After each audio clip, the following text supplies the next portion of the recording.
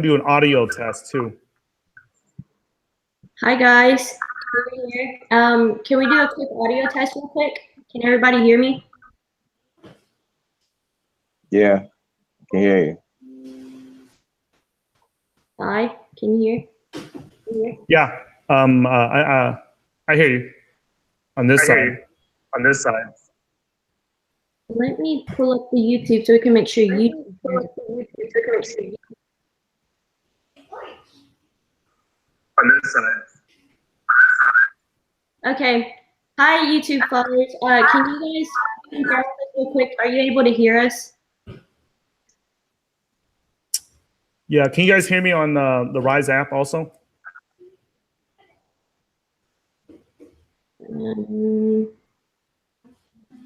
Okay. We haven't got a confirmation on YouTube yet. Okay.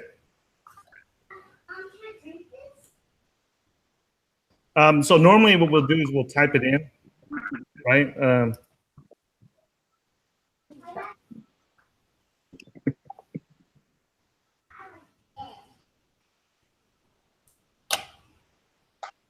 Okay, so we got confirmation that they can hear us on YouTube.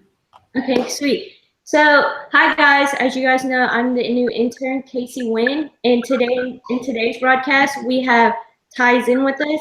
Ty's an early Bitcoin trader and investor. He started the first Bitcoin and crypto trading investing channels to help regular folks like me learn about crypto investing nearly 5 years ago before Bitcoin was even popular, okay?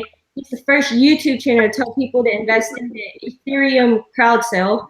And he's an accredited investor who invests in crypto projects and blockchain businesses, and the first YouTuber and crypto trader to be featured in CoinDesk's State of Bitcoin address. With us as well, we have Julian, who won $150 off the channel from a contest that is now worth $9,000, okay?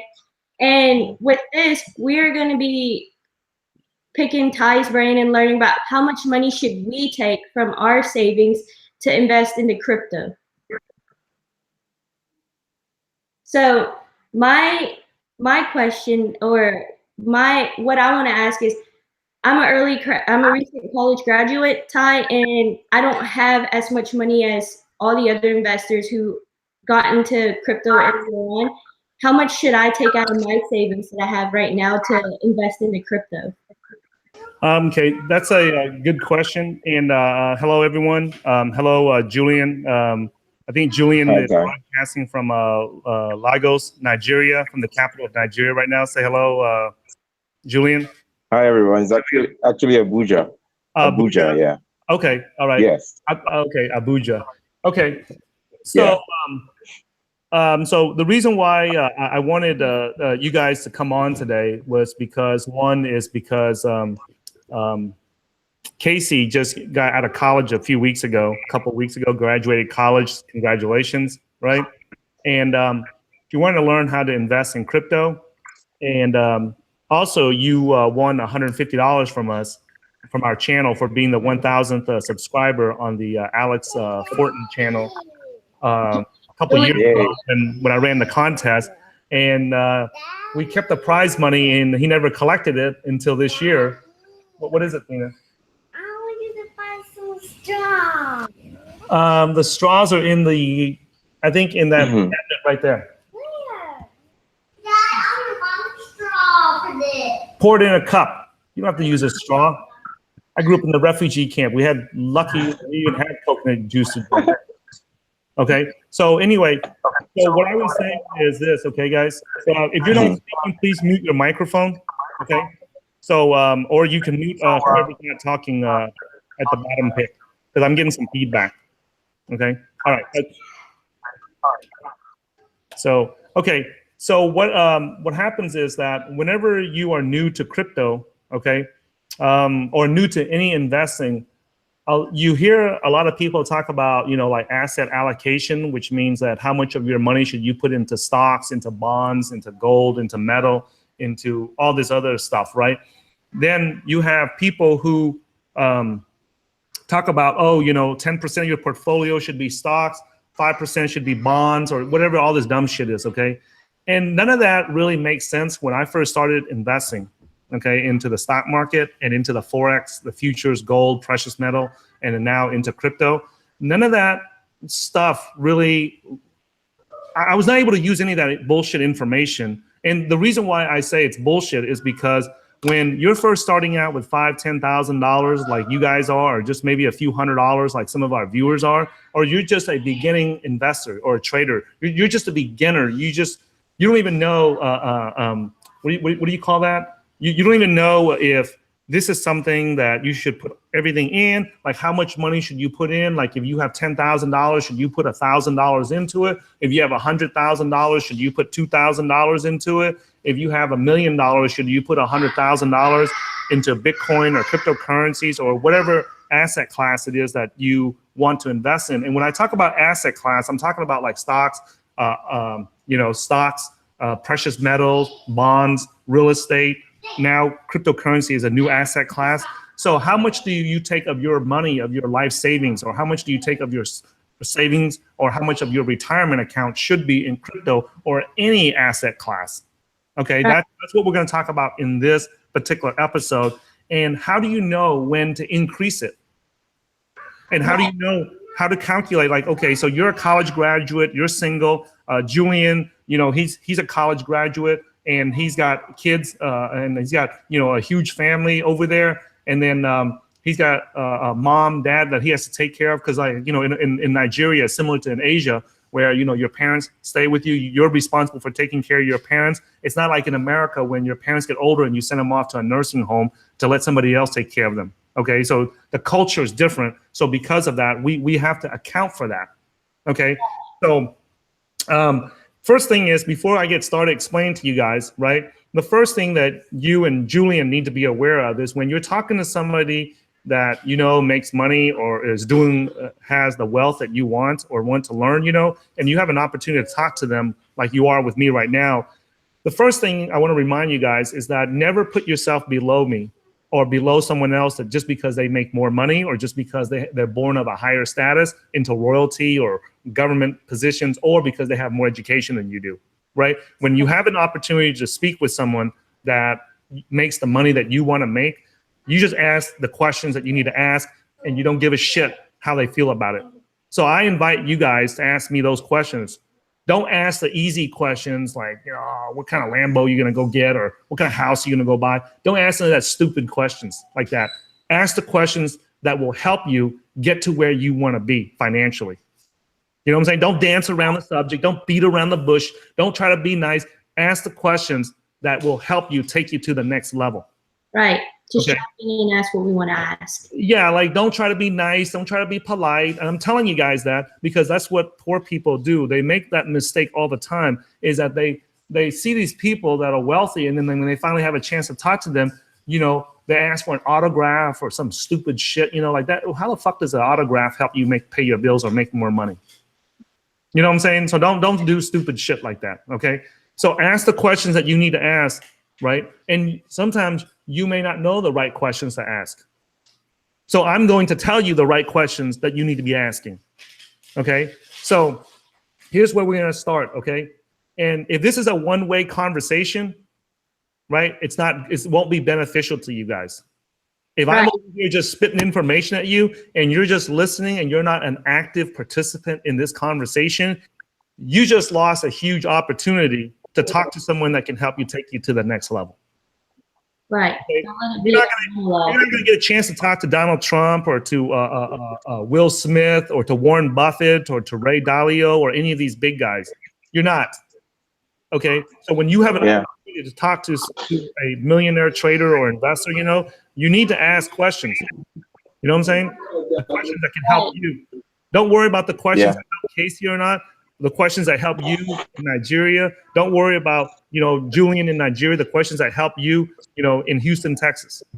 Okay. So those are the things that you guys got to keep in mind. Okay. So the first thing is this, right? Here's step one. Here's the first step. Okay. And if I go out of order or something, then you guys just stop me, or you guys confused, just stop me. Okay. So here's the first step that you need to do. You need to know, everyone that's listening to this right now, you need to know how much your living expenses are each month. That's the first step. That's before ask how much money do I need to make? What do I need to learn? The first step is how much money do I need to pay all my bills every month?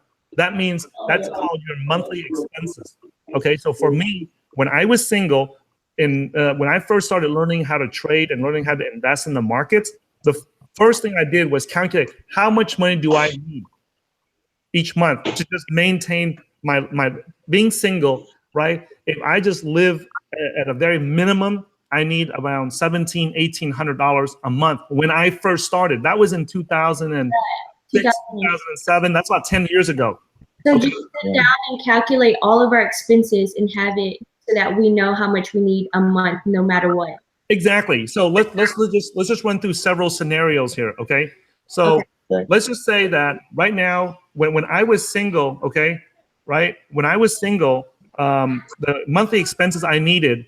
Let's just say if I'm single today. Let's just talk about today, not 10 years ago. Today, if I'm single. I need $3,000 a month to live anywhere in the U.S.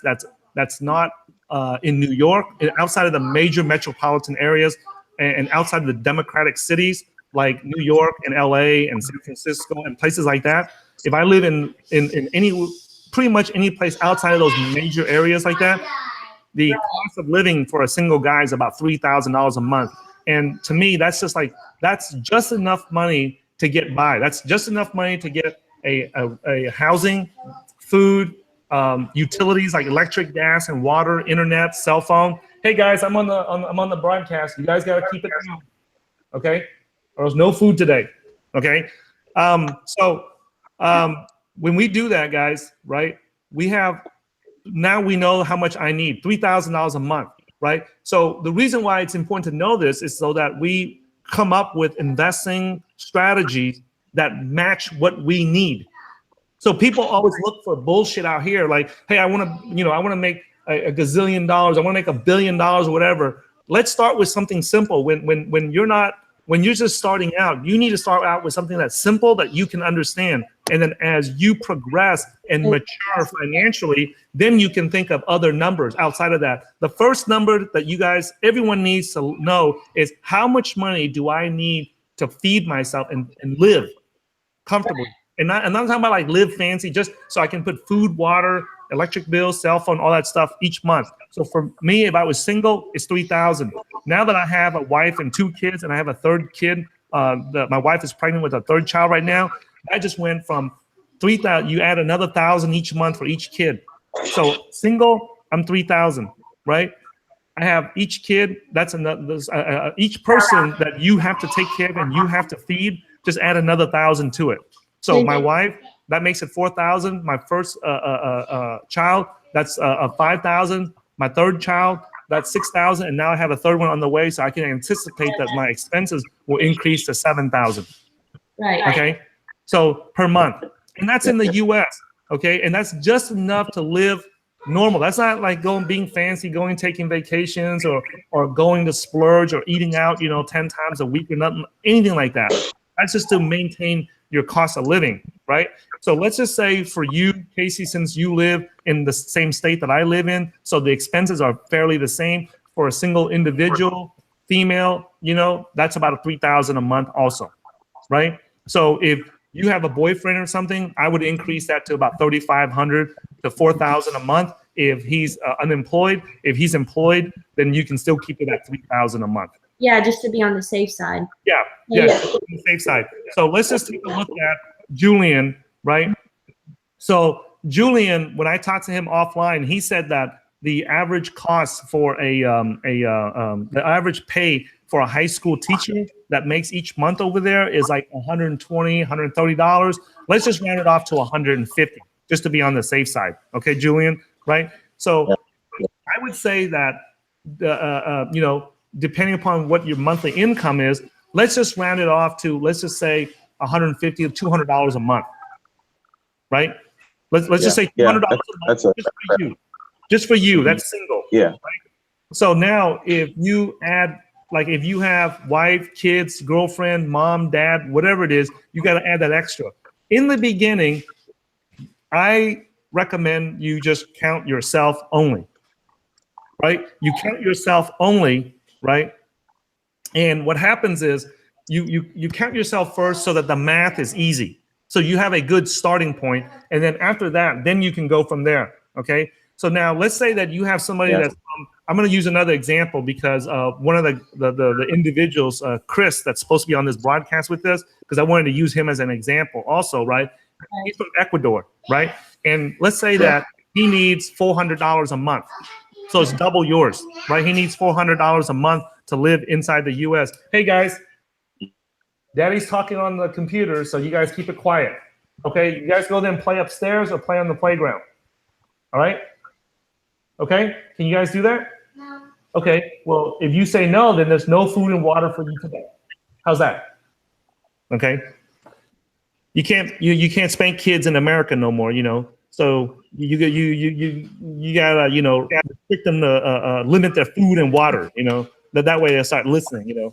It's not like in Vietnam or Nigeria where you know get a band and beat the crap out of them so they listen, you know. Like my dad did growing up, you know. But anyway, okay. Right? Yeah, so this is just a minimum. Okay. So let's just for this whole video, we're gonna use you as 3,000. For you, Kasey, we're gonna use 200 for you, Julian. And you need to bring the camera down, Julian, because you look like a ninja right now. Okay. Yeah. So Okay. for me, I'm gonna use just 5,000 so that the math is 6,000 so the math is simple for everyone. Okay, so because there's going to be people that listen to this that make, you know, $300 a month. There's going to be people that listen to this that make, you know, $6,000, $7,000, $10,000, $20,000. I want to give several examples so that everyone can understand. Yeah. Okay. So, all right.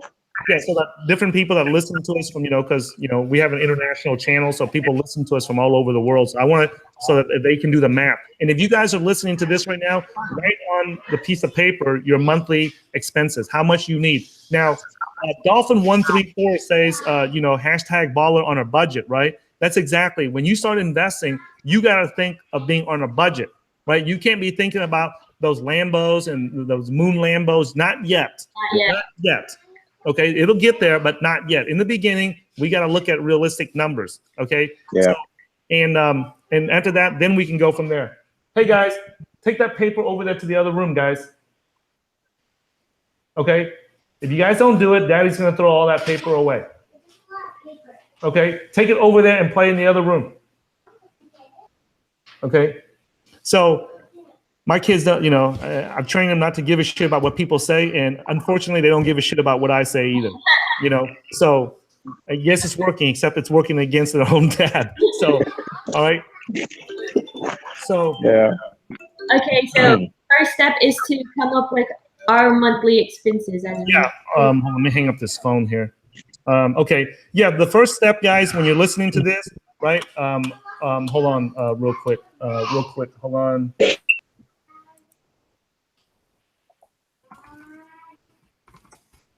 Okay, so first thing everyone needs to do right now is write down what is my monthly expense. And guys, don't bullshit yourself and put some stupid shit like if you're single and you need $3,000, you know, to maintain your living expenses each month, you know, don't put down some stupid shit like you need $10,000 each month, right?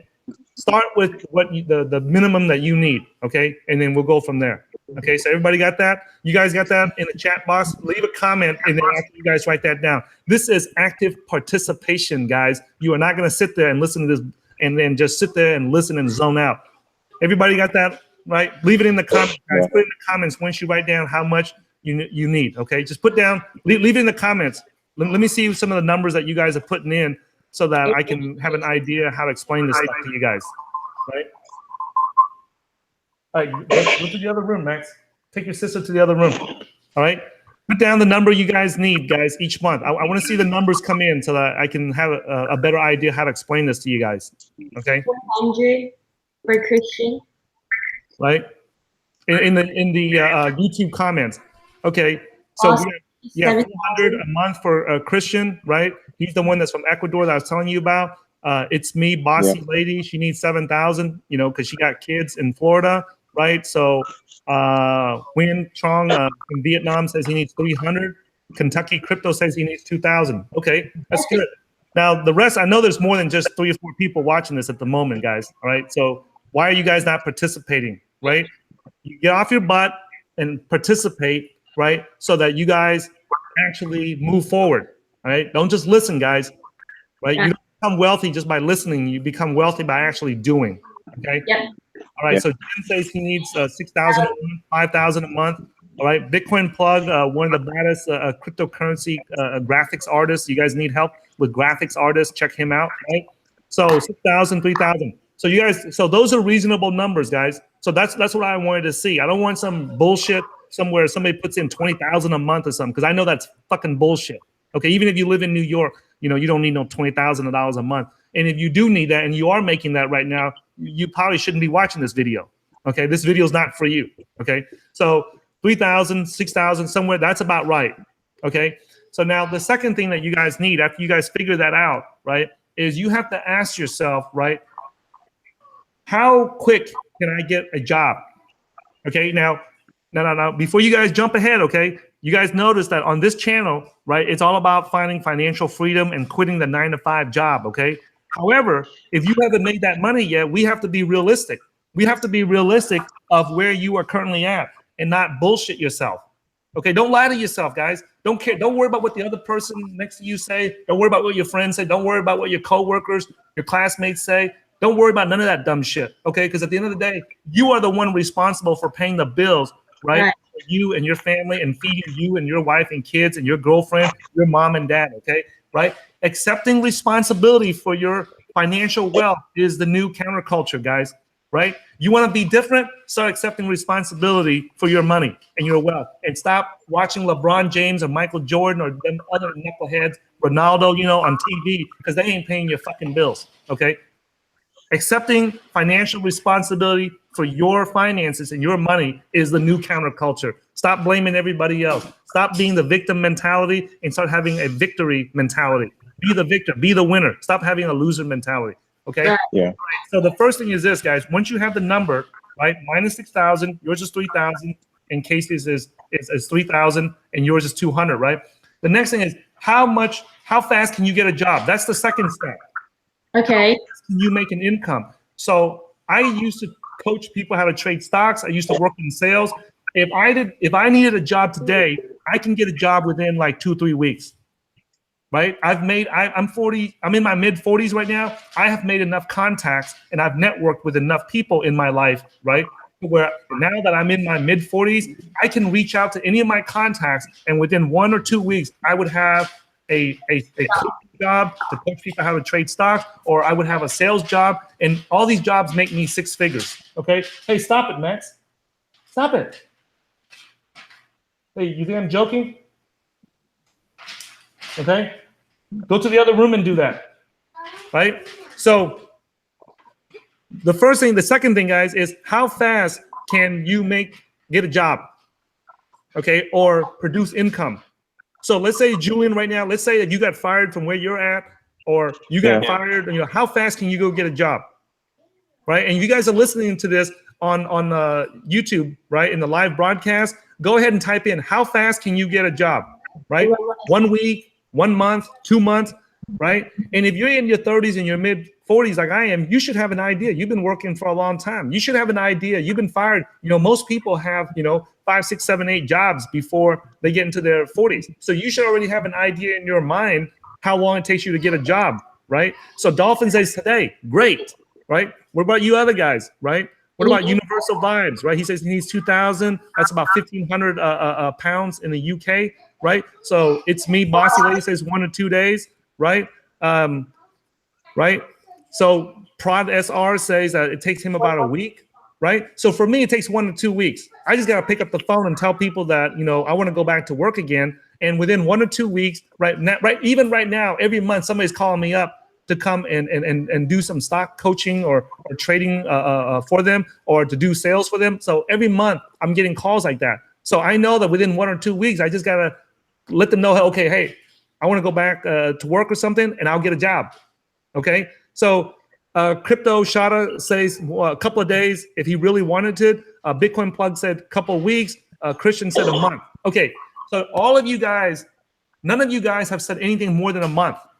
Right? All you guys just said that no more than a month. I haven't heard anybody say, oh, it's going to take me 3 months to get a job. It takes me 6 months to get a job, right? So that's good. That's good because that means I don't have any losers listening to this. I don't want losers following me. I want people that are motivated, people that are, people that are driven. If it takes you 6 months to get a job, what the fuck is wrong with you? What the hell is wrong with you?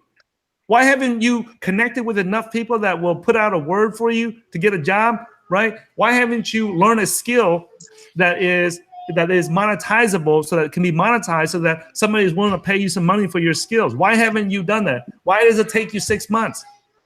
Okay, now the only excuse I'll have is if you're locked up, you're in war, you're drafted for a war, or you're in a hospital, or there's some medical condition that's preventing you from doing that, right? There's something physically, yeah. Other than that, if you're in a safe country where you're not at war and you're not in a war zone, you know, if you're in Turkey or something, or you're in where ISIS is fighting or something, I can understand it might take you 6 months to get a job. Okay, but anywhere else where you're not fighting and shooting people and you're not in a hard place, why haven't you taken the time to develop skills so that you can be, you know, somebody will pay you for your skills? Okay, so that's no excuse. Yeah. So I'm glad to see that nobody here is saying, you know, some ridiculous number like 6 months or 12 months, because that shows me that you guys are motivated and you guys are driven to succeed. You just don't have the right information, right? If you're not talking, go ahead and mute your microphone, right? So once you guys realize this, so it takes me 1 to 2 weeks. Everyone says less than a month. I think Ateka says 1 or 2 months. So that's still reasonable, right? So what that means now that you know how much, first step is how much money you need each month. Second step is how long does it take you to get employment or to get a job to make money, right? So once you determine that, then the step 3 is how much runway do you need? How much, you answer how much runway or how much safety cushion do I need? Okay, I was about to ask, what do you mean exactly by runway? Yeah, so Ateka says whatever job they do, it takes procedural and time. So, okay, 1 or 2 months, acceptable, right? Because maybe some jobs take a longer process, right? Right? And I'm not talking about a good job, guys. I'm not talking about like, my dream job. That's not what I'm talking about. I'm talking about a job that produces an income, right? That's why whenever people say that they can't get a job, I don't understand. Like, you want a dream job where you're in a corner office somewhere and you're driving Lambos to work and the company will pay for your car. That's just a bunch of fucking dreaming bullshit.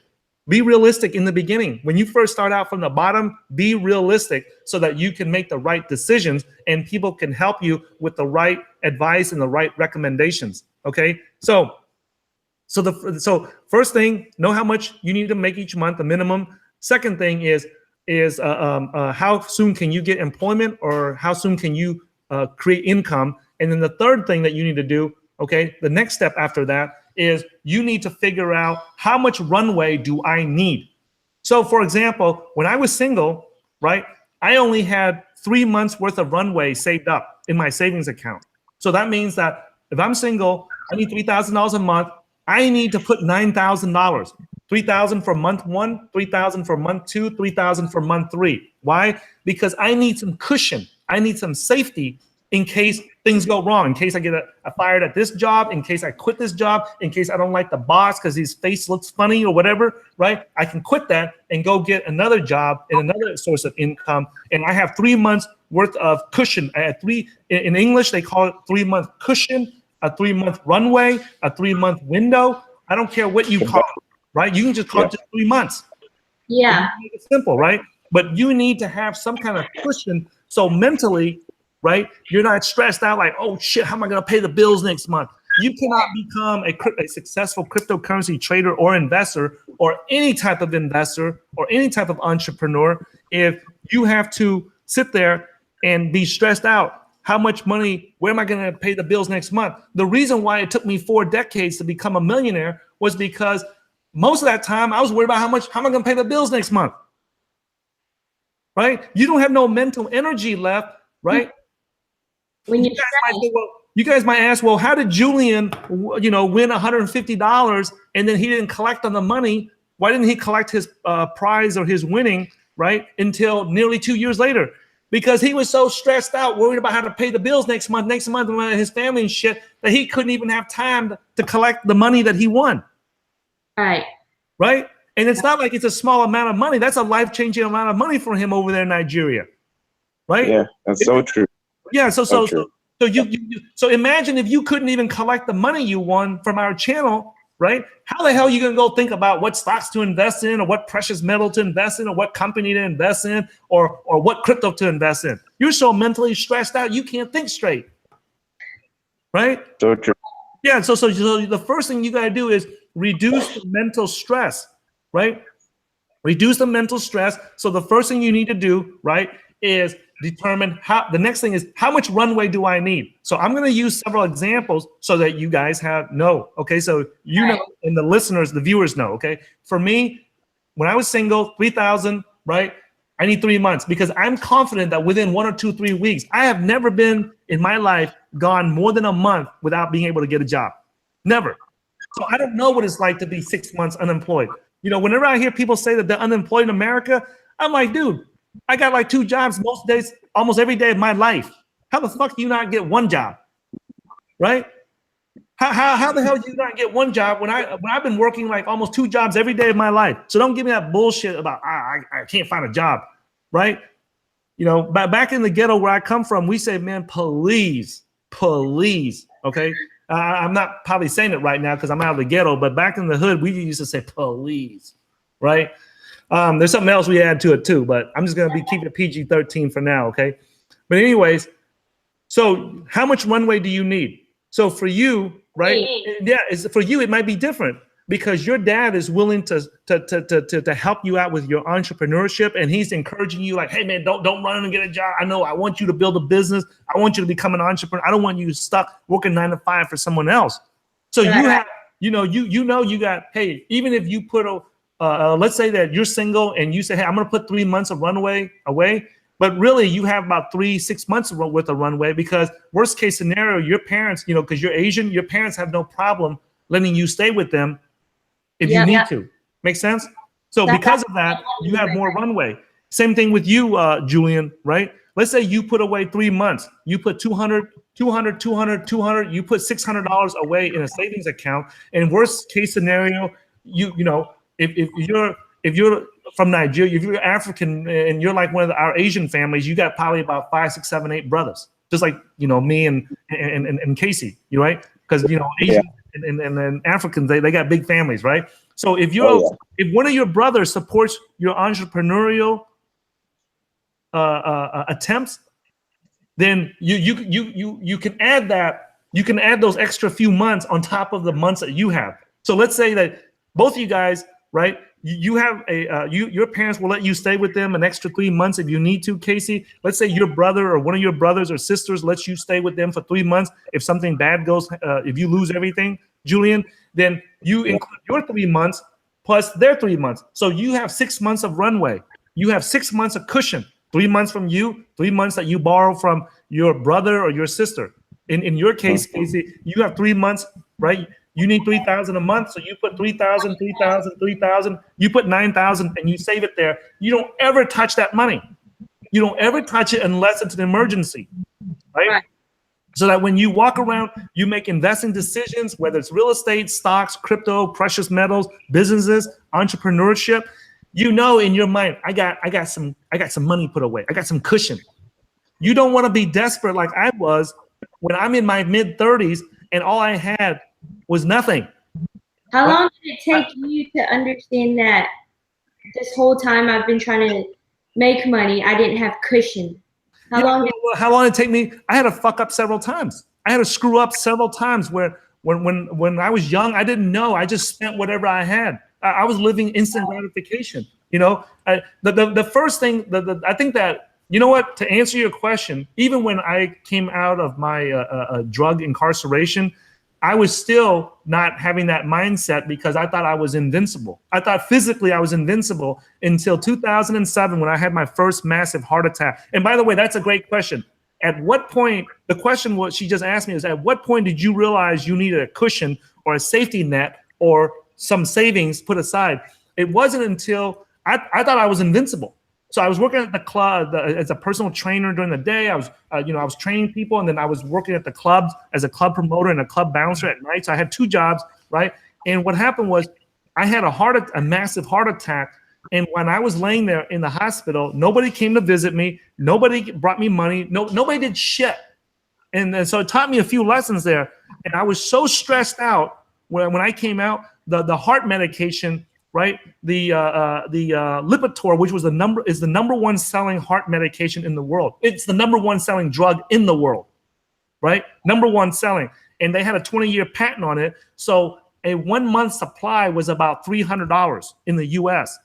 So right out of the gate, when I came out of the hospital, I had a $300 a month bill.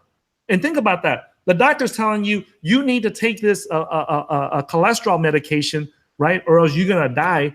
And it costs $300. So right out of the gate, I came home. I was making about $2,200 a month, right? At that time, $2,400 a month at that time when I had the heart attack. And all of a sudden, I wake up the next day, and now I have an extra $300 a month for a cholesterol medication. And then there's another one called Plavix, which is also a name brand heart medication. It's a blood thinner to thin your blood. And that was another $300. So right away, I come out of the hospital, right? I was already broke, and I had a $600. That was like a Lexus payment or an Acura or luxury car payment for two freaking drugs. Right, it was cheaper to smoke crack every day in my neighborhood than it is to pay for these heart medications because they had the 20-year patent on it. So no company can manufacture the generics of those drugs, right? And during that time, I was so stressed out because my heart medication was between like anywhere around $700-800 a month. So think about that. I had to go to work just to buy these couple of drugs, and then that also reminded me about the karma. When I used to sell drugs when I was younger as a teenager, sometimes it makes me think, man, that was probably the karma I got for selling people, narcotic drugs when I was a teenager to make money. Because now for the rest of my life, I'm stuck paying for these drugs. And luckily, like many years later on, after I started making a six-figure income, the drugs, when I had the money to pay for the drugs, they finished, their patent ran out, and now the same drugs that cost $30, $300 a month now cost like $20, $30 a month. So they sell Lipitor is actually sold for that much now in America, and I'm thinking like the bastards, the goddamn cocksuckers were selling these drugs for $300 a month, and now the day that their patents ran out, the next day it was like $30 a month. That's crazy. Yeah, that shows you how much the pharmaceutical companies are ripping everybody off. So they're able to still make a profit at $30 a month, and they were selling these drugs to everybody around the world for $300. Okay, so anyways, right? That's why I have no respect whatsoever. That's why all the healthcare, blockchain, crypto projects, I'm not a big fan of those. Okay, so because I know how the healthcare and the places, how they screw with everyone's health, okay? But anyway, so after I had that heart attack, that's when I realized that I needed at least 3-6 months of worth of runway because I was stuck not being able to go back to work for several weeks, right? Not because I couldn't get a job. My job, the club owner still wanted me to come back because I did a good job for him, and I was one of the better staff that he had. So, but I was out of commission, right? And nothing is worse than laying in bed. Boy, you talk about, people say, well, how did you have a second heart attack? Well, imagine how stressed out you are if you don't have no cushion, right? I had the first one because I was so stressed out. People say, hey, did you have a family, hereditary, any of that bullshit? I'm like, nah, it's not genetics, man. It's because I was so stressed out being broke all the time. And you're even more broke the second time around because you had the $600 to pay for the first heart attack. Yeah, and not only that, right? But I had a wife and kids and everything. So it's just lots of issues, guys, lots of issues. Whenever people say, money isn't everything, I'm like, well, if it's not everything, give it to me. I'll figure out what to use with it. Because anyways, so that's the second thing, all right? How much runway do you need, okay? So for you guys, for me, I would say 3 months, right? For some of you guys in here that are hustlers and go-getters, right? Ask yourself, are you a go-getter? Are you the type of person that sits on your ass and waits for things to happen? Or are you the type of person that goes out into the world and makes things happen, right? Ask yourself that, right? Are you a go-getter or are you a lazy bum? If you're a lazy bum, make sure you unsubscribe and unfollow because I can't help lazy bums, okay?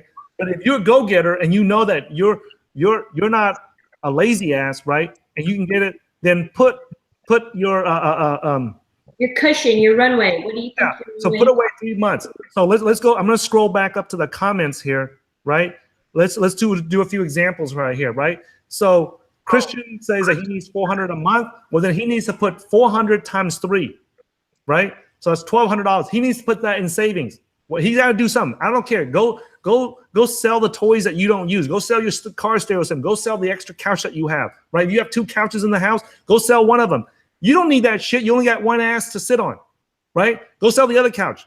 Raise that $1,200 you need.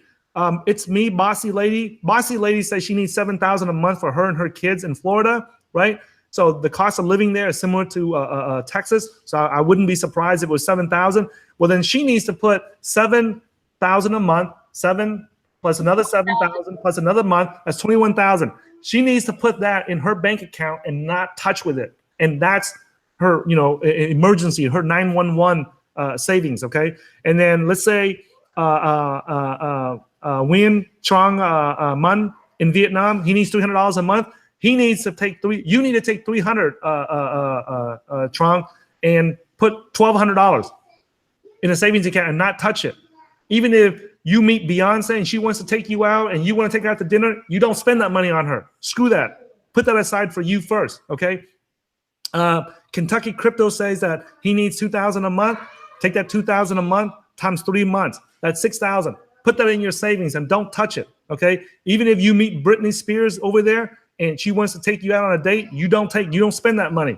Okay. Tell her to pay for it. Right. Jin T3 says he needs $6,000. He needs to take that, multiply it by 3, 18,000. Right. Now, some of you guys are listening to this. Okay. You're risk averse. You don't have a big appetite for risk. In other words, you don't have, and it's natural. Some people are willing to jump out of an airplane, right, with a parachute. I'm not. Yeah, I'm not. I'm not. Okay. I'm willing to put all my life savings into Bitcoin, but you will not catch me jumping out of an airplane like a damn fool. Okay. Right. According to Newton's laws of gravity, when you fall out of the sky and you hit the ground, it hurts. Okay. I'm not jumping out of a goddamn airplane for anybody. Okay. All right.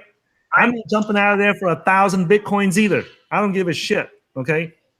I'll have a heart attack while I'm still in the air before I hit the ground. So those 1,000 Bitcoins ain't gonna mean shit to me when I hit the ground. Right. Okay. So What about with the parachute? okay, Boss Lady says, she thought I was gonna say sell your ass, Hey, if you're out there, and you're a prostitute or something, and if that's what it takes, hey, like Malcolm X said, in New York, in America, by any means necessary. Okay. If you're selling your ass or you're sleeping around for free, then go start selling your ass. Okay. If you need to. Okay. If you're doing it for free right now, right? If you're one of those thoughts, that the rappers talk about, what is it? That hoe over there, right? If you're one of those hoes out there, right, and you're out there dating guys, you're a gold digger, do whatever it takes. Stop making excuses, okay? Now, if you're not a hoe and you're not a prostitute and you're not a whore, well, obviously don't go out there and be one, okay? Just because you're watching this channel. I don't want nobody coming back and say, oh, Ty told me to go sell my ass to get some money to buy Bitcoins, okay? Don't go out there and blame me for that shit, okay? All I'm saying is that if you're doing it already, right, do it for a good cause, okay? So, okay, so back to it. Now that you have a run, okay, back to this. Some people are just more conservative than others, right? They're really scared to take risks, right? They won't even walk across the street when it says don't walk. They won't even change lanes, they won't even go faster than the speed limit, okay? So what happens is if you're one of those people that's conservative, then go to 6 months. Put away 6 months worth of expenses. You just gotta accept that, hey, you know what? Julian, he's out there fighting hyenas and baboons and shit out in his neighborhood and at the gangs. I'm fucking with you, Julian. Every time you think of hyenas, they got that Vice documentary about the hyena man in Nigeria. I get it. Everybody's scared outside of Nigeria, even if it's not true. Okay, it's juicy. Yeah, I know. Stereotype. Okay? I know. It's okay. So anyway, right? If you're out there, right, and you're conservative, then put away 6 months, put away 9 months, put away 1 year. If you're if you're like ultra conservative, right? If you're one of those people that walk around that that I see that's in Asia driving around with one of those white masks on your face, then you're one of those people that's really scared of shit. If you're one of those people that have to wear gloves and you got to hold a napkin to go and open the door because you're germaphobe, you're scared of everything, then put away a year. Okay, it doesn't matter how conservative you are, you can still invest in crypto or in anything. Okay, so if you're one of those people that's really conservative, then go ahead and put like 9 or 12 months. Okay, I don't see the point in saving up more than 12 months worth of money. The reason why is because you're putting a big chunk. Let's say, for example, that I'm over here 6,000 and I put away 12 months. 6 times 12 is $72,000 if I have my math correct. If I don't worry about it because I dropped out of high school, I dropped out of college. Okay, so don't jump on my ass because I didn't do my math correct. Okay, and 72,000. That's a lot of money to put away. That's not doing anything. Right. You guys understand? It's a lot of Make you money. Yeah, that's a whole shitload of money you're just putting there, and it's not doing anything. Right. yeah. Okay, your money should be, every dollar of your money is like an employee. It should be making you money. I don't care if it makes you a penny a year, a penny a month, a penny a day. That money should be making you money. So your emergency cushion, your emergency savings for emergency situations, there should only be enough there just to keep you going, right? And so let's say for me, right, now that I've had 3 heart attacks in my life, I have wife, 2 kids, and all that shit, right? Then what I try to do is have 6 to 12 months of cushion, because I know that the next time I have a heart attack, the 4th time, they have to do open heart surgery. They have to take an artery out of my leg and stick it in my heart and patch it up and sew it up, right? So I know that, and I know that I've seen other people, it takes like 3 to 6 months to recover from that. So I might not be able to make money for 3 to 6 months. So when I was still working a 9-to-5 job, and I knew that in my head, what I would do is I would put like 6 months in savings, because it would take me 3 months to recover. And before, it only took me less than a month to get a job. Now it's probably going to take me about 3 months. Right. Right. So I'm thinking about that. Okay. Mhm. So now that, I became successful in my trading, my crypto, my entrepreneurship, my business and everything, now I don't have to worry about that. I put away like, a decade worth. So now I don't have to worry about that shit no more. Right. So other than my team members, they made sure they put away enough for their entire life and their kids' life. Like Leon, he put away enough, like, fuck that shit. He goes, I'm going to take out enough, so I never have to pay another bill again in this lifetime, and enough for his only child, his daughter. It took him forever to have a kid, and he finally had one. So he wanted to make sure that she never has to work a day in her life. So, he put enough in savings to where none of that shit. But then he's also investing into really conservative stuff like bonds and preferred stocks that pay an interest every year also. Okay. So it's not like it's sitting there doing nothing. What I'm telling you guys, that 3-month cushion, it's actually sitting there doing nothing. It's not collecting interest. It's nothing. Yeah. So you don't want too much in that emergency bucket. Okay. Is that clear for everybody? Anybody? I'm gonna stop here. Does anyone have questions on that on the broadcast? Right? Anybody have questions on that on the Rise app? Okay. I want to welcome Plank, Cryptos, Hada, and Genos on the Rise broadcast. Anybody have questions? Right? One is, did you get any debts that you have? Right. Okay. So. Couldn't hear. Okay. So Christian says it's clear. Right. Get a chair, Athena. Get a chair. Right. If you want to play with the water gun, go ahead. Get a chair. Get some water. Right.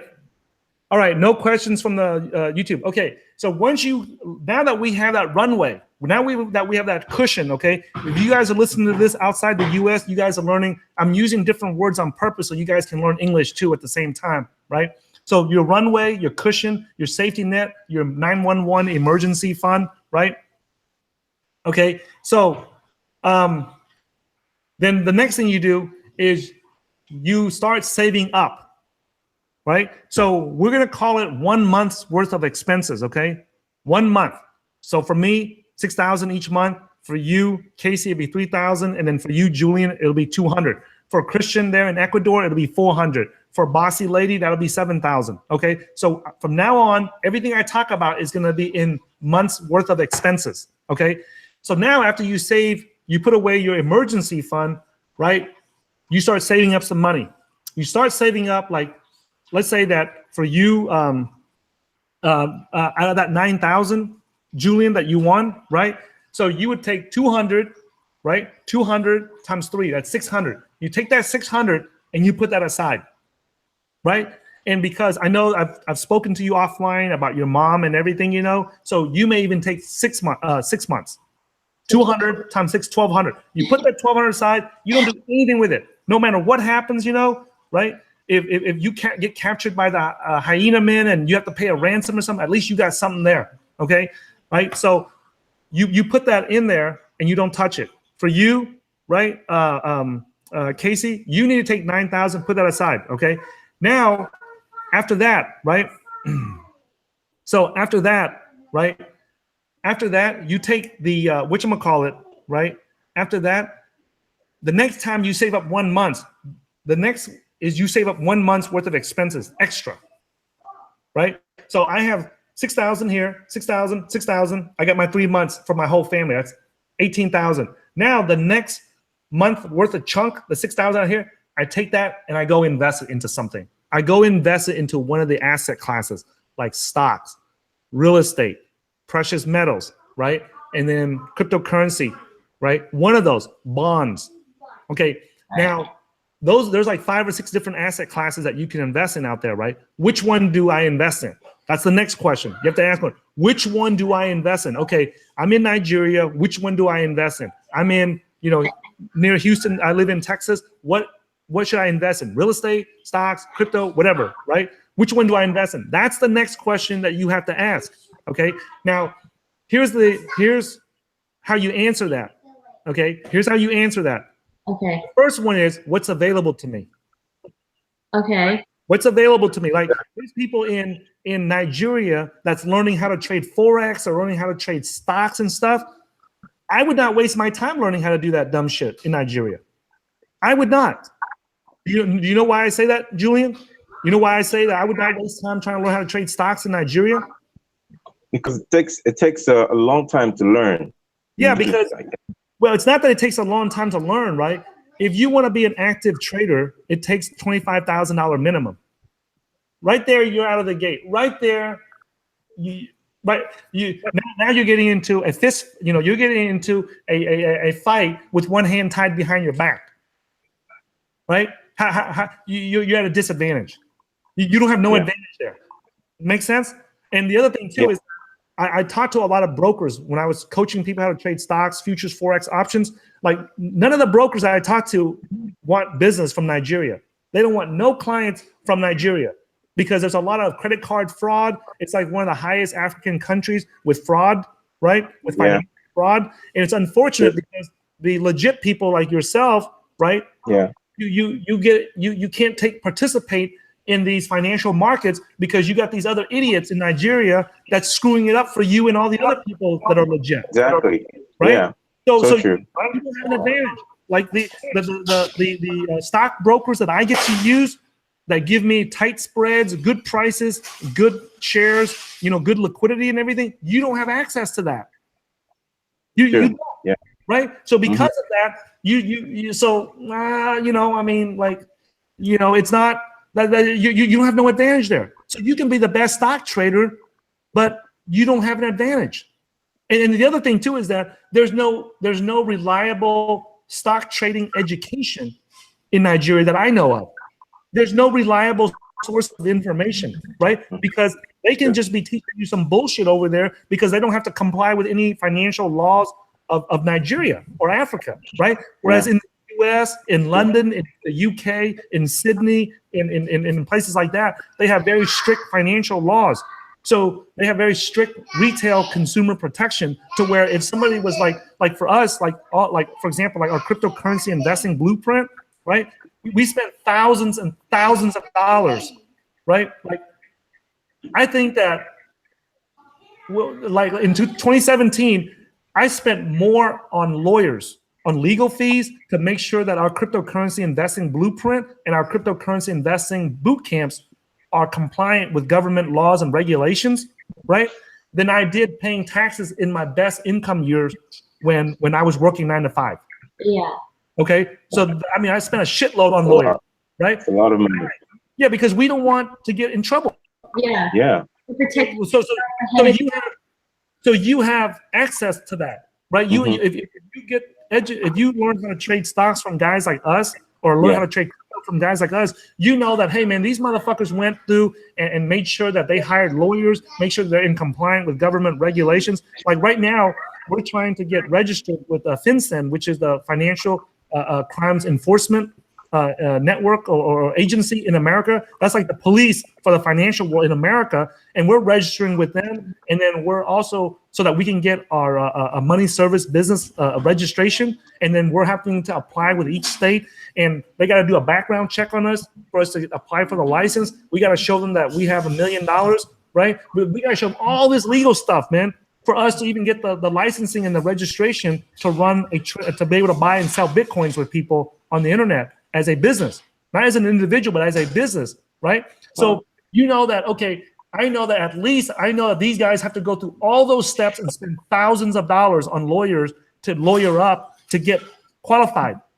So now you have access. So whenever you're learning like when you get like the cryptocurrency investing blueprint from us, you know that these guys have been, they spent a lot of money getting lawyered up to pay for legal fees. So the likelihood that they're going to do something stupid, are very little. Yeah. Compared to somebody in Nigeria or in Africa where they don't have to go through all that. They don't care. So they don't go through, so that you don't have that protection. What I'm saying is that for you to invest in stocks and stuff like that in Africa, right, especially Nigeria, you don't have an advantage. So that little money that you have, you're investing it into an asset class where you don't have an advantage, or you don't get to be trained by the right people. So what's available to Julian? Okay, so for Julian, if he sees something like in emerging markets, like in real estate, if he sees areas of his country where the real estate is booming, I'm not saying that you should, but I'm saying that is something you can consider, because it's something that you understand because you see it in your neighborhood, right? That's something that you can do. But the disadvantage of that is that it could take some time, right?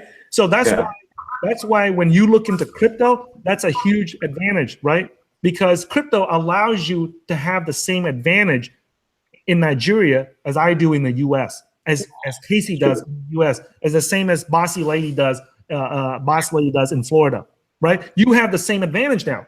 So before, if you were trying to invest in stocks, the likelihood that you succeed in stocks is I'm up here, me and Kasey's up here, and you're way down here. Not because you're dumber or you're less educated or you don't have the money. It's just because the rules and the financial rules and regulations, right? Right. You don't have that protection like we do in the U.S., right? Yeah. So to me, it's not an advantage to you, right? But in crypto, now we're equal.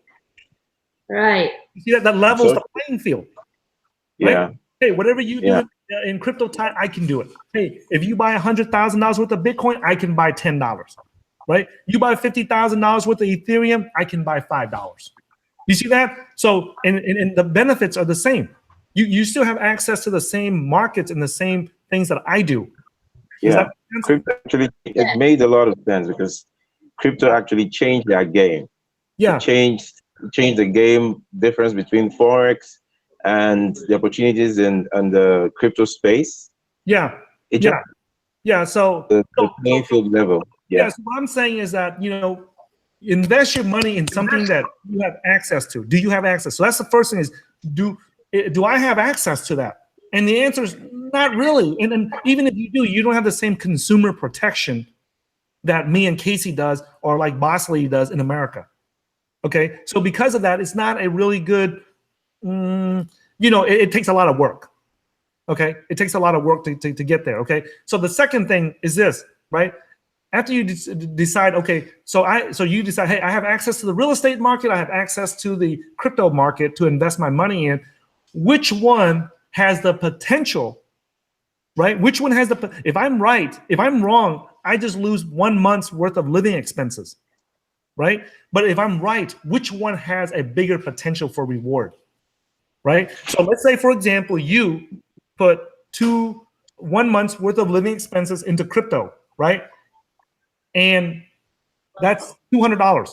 So the next time you save $200, you already put $600 or $1,200 aside in your savings account, and you take that extra $200 you made now that you saved up. Now let's say you put into crypto and you put $200. If you were to put that into crypto and you were to put that into real estate, if you are right on it, if you're wrong, you just lose the 200, 1 month's worth of expenses. But if you're right, which one has the potential to grow significantly, right? Well, let's look. In crypto, last year in 2017, the market went from 20 billion market cap to 850 billion, right? So that's whatever the amount of X's that is. That's like 400X or something like that, 400 plus X's, right? Yeah. So it's a potential. I'm not saying it's guaranteed, but how about real estate? If you were to put your money into real estate, and let's say it goes up 10, 20% in a year, that's a lot. Even in the countries that have a high inflation rates, right? It may be 20%, 30%. I don't know. In America right now, it's about 5, 6, 7% growth, right? So because of that, you might say, hey, you know what? I'm taking risk, but this crypto market has a bigger potential. So I'm going to put it into the crypto market versus put it into real estate. Right, because if it hits, it's a risk, but if it hits, it brings back more return. Yeah. Yeah. Yeah, if you're wrong, then you just lose what you put in. Yeah. But if you're right, what is the potential for, well, how much do you get paid for being right? We know that we all lose the same if we're wrong, but how much do we get paid if we're right? Right? So the one that has the higher reward, that's the one that we want to go after first.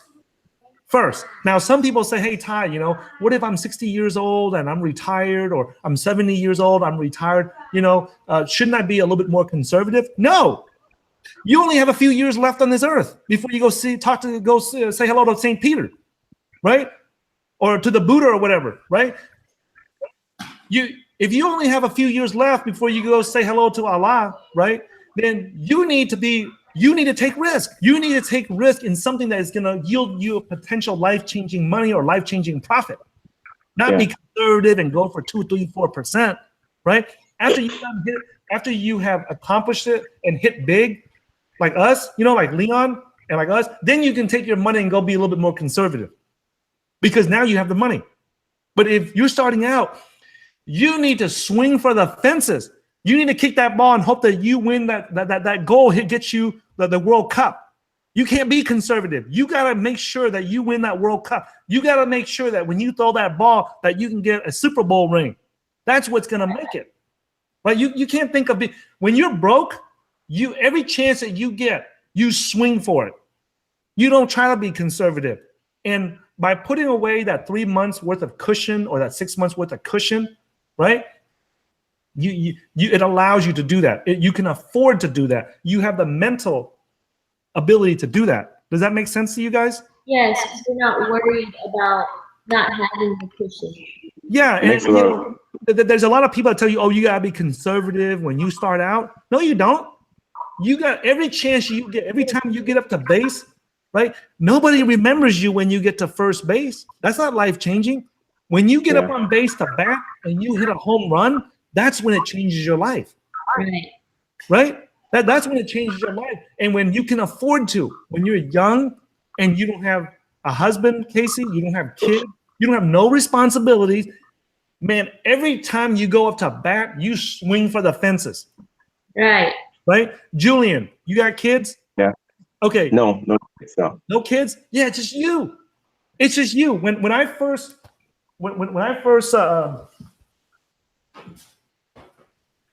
this is my kid's jeans. Okay, my son's jeans. Right?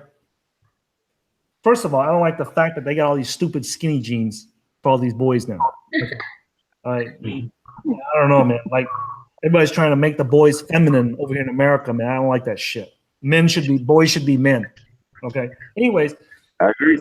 When I was broke, right, I used to roll up my jeans just like this. And in my 1-bedroom studio apartment that was like 400 plus square foot, I would roll this shit up and use it as a goddamn pillow at night to sleep on. Okay. And I took my jacket and used that as a blanket. Right? I did not even turn on the air conditioner because I didn't want to pay the bills for it. Right? I slept on the floor because I couldn't afford a mattress. And I remember when I first saved up enough money to get, I think it was like $50, $60 to buy an air mattress, right? I couldn't even afford to buy the ones that had the automatic motors where you plug in and pump it in, right? I had to buy the ones where you stomp on the pump and you have to sit there and pump for like an hour just to get to inflate the air mattress, right? Because I was trying to save that money. I was trying to get that cushion. I was trying to save up some money so I can put it in to work for me, okay? So this shit about, the first minute you make $1 and you run out there and buy a Rolex, or the minute you make $1, you run out there and buy you a new car and that dumb shit, you are never going to become wealthy with that dumbass fucking financial mindset. You can't become wealthy when the first $1 you make, you go and spend it. The first $1 you make, you go put it to work for you. You go put that $1 to work. Hey, you get that $1 out of your pocket, right? You get that $1 out of your pocket right here. That first $1, that's not $1. See what happens when you don't go to school? That's $1. Yeah, that's what happens when you don't go to school, right? You look at a $100 bill and you think it's $1. Okay. Here's a $1 bill, right? You get a $1 bill. The first $1 you make, right? You take this first $1 and you go and you say, hey, this is my employee. Go work for me. Go do something that's going to make me a penny, 2 pennies, 5 cents, 10 cents. I don't care what it is. Go do something. Don't just sit your ass there and be lazy. That's what you do with that $1. Then when you get $20, you go do the same shit. Then when you get $100, you go do the same shit again. And you keep doing that. When you're small, you got to start small. The first $100 you make, you don't go out there and buy you a gold chain or none of that stupid shit. That gold chain ain't gonna make you no money, right? Like if you take this and you go buy a used car or used bicycle and you sell it on Craigslist or somewhere and you make $10 from it, well, that's $10 you didn't have. So put your money to work for you and stop letting it sit there under the mattress, okay? Put it to work. Money needs to move. Money don't need to sit on his ass, okay? Money that sits on his ass don't fucking make you no money. Okay. So anyway, once you get that, right, you take that 1 month's worth of living expenses that you saved up and you go put it into the market. You go put it into crypto. Now, in a separate video, we'll talk about how much, like that $200 that you have, how much of that $200 that you put into Bitcoin, into Ethereum, into Monero, or into Ripple, or into any, other coin. We'll talk about that in a separate video. We just want to talk about the big picture about how much of your money, of your savings, or your retirement account should be put into crypto in this episode only. All right? You want to put your whole savings into one project, like with no cushion, and you lose it all. Yeah. How do you survive? Yeah. So now you have, remember, first you put your cushion away, your emergency money away. Second thing, you put 1 month's worth of living expenses in there. Now check this out. Okay. So for you guys, it may take you a month or two to save up 1 month's worth of living expenses to put into the market. Right? That's okay. Now let's talk about the people, right, who make a 6-figure income, the people like doctors, the lawyers, the professionals that make a 6-figure income, or somebody that maybe has $500,000, $1 million already. Some of you guys are listening to this, you have that, right? So let's look at those people. Let's say that you make a 6-figure income, or you have let's say you have $200,000 in your portfolio, in your savings account right now. Right now, you have $200,000 in your savings account or in your retirement account, whether in America it's called an IRA or a 401k, whichever one, it doesn't matter. You have $200,000 sitting around somewhere, right? Then what you do is you already know you have way more than 3 months, right? You have more than 3 months, you have more than 6 months worth of living expenses, right? Hey, Max, can you put that milk back in the refrigerator? Before it goes bad, put the milk back. All right, thank you. Right? So what happens is, if you have 200,000, then you take out 1 month. 1 month. Of your your expenses. Yeah. So let's say that if you listen to this right now and you have $200,000 in your savings account, your checking account, or your retirement account, right? But hey, Max, you use that chair right there. Use that chair right there. Use that chair, straighten out the bottle. It's going to drip out. The chair right there next to you, Max. Right there. Okay, so let's say you have 200,000, and let's say that you need 5,000. Usually, if somebody that makes 200, that has 200,000 saved up in America or in Europe, right, or 200,000 euros or 200,000 pounds, right, normally their expenses are going to be around 5,000, 6,000 a month. Right. So, because even if they're single, the expenses are still going to be around that much. Then what you do is you take 1 month, that 5,000 worth of expenses, then you go put it in crypto. right? So here's, remember this, test small, roll out big. Test small before you go big, Yeah. right? So now think about this, okay? We have 3 months that we saved up, and then we have 1 month that we invest into crypto or the market that you have access to. Right. Okay. Then what happens if, let's say 2 or 3 months later, you save up another month's worth of living expenses? Right. Right. Well, then what you do is you take this money, this 1 month worth of living expenses, and what you do is you add it to this and you grow some more. If you are comfortable with it. If you are comfortable, let's say you invest in crypto, right? Then you would take that extra 1 month worth of living expenses and you add more to these. And in a separate video, we'll talk about where to put it, how to add it to it. Okay, so you guys don't worry about that. It would just go into the crypto assets.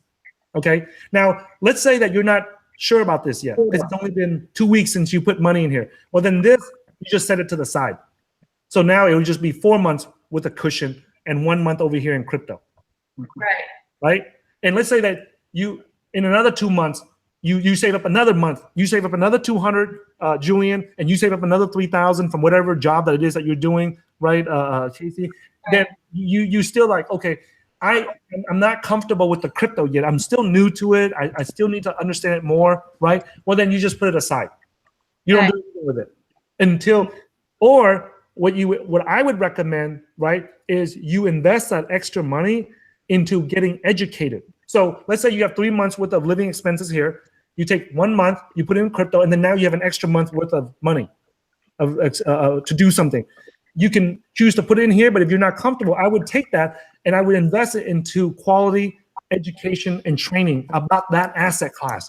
So let's say that if you put it into Forex, then get educated on Forex. If you put it into stocks, get educated on stocks. If you educate into crypto, get educated on crypto, you know? And real quick, I'm gonna plug one of the best programs out there to get educated in program, in my opinion, the best on the planet is our cryptocurrency investing blueprint, right?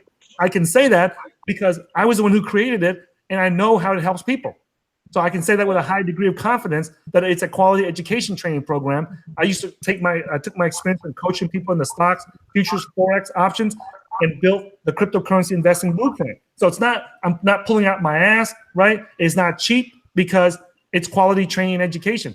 And so you can invest it into quality training and education so you can learn how to invest in crypto. If you're in real estate, find somebody that's quality, that's recognized as quality training, education, real estate, and invest in them. If it's in stocks, do the same thing. You know, maybe like next year or something, when we come out with our stock training program, you can invest in that. Right now, we only have the cryptocurrency investing blueprint, right? So that's what you do. Is it wise?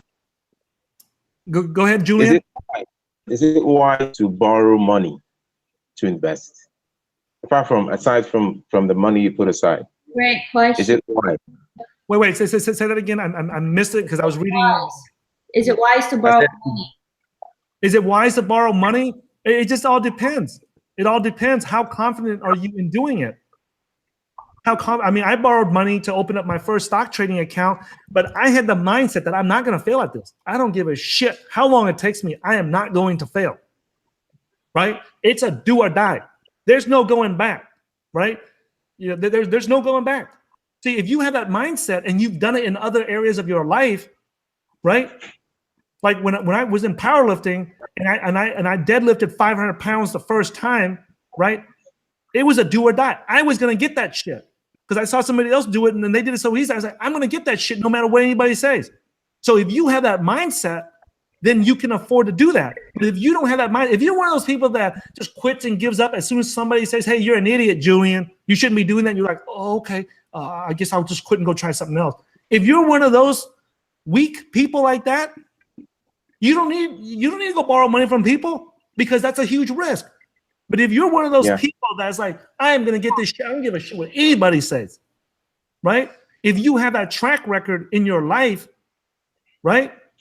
Then like when I grew up in the ghetto, in the hood, right? So many of you guys don't know this, but you know, the area, I was the only non-black person living in my neighborhood. And I said, hey man, I don't like living in this motherfucking ghetto ass neighborhood.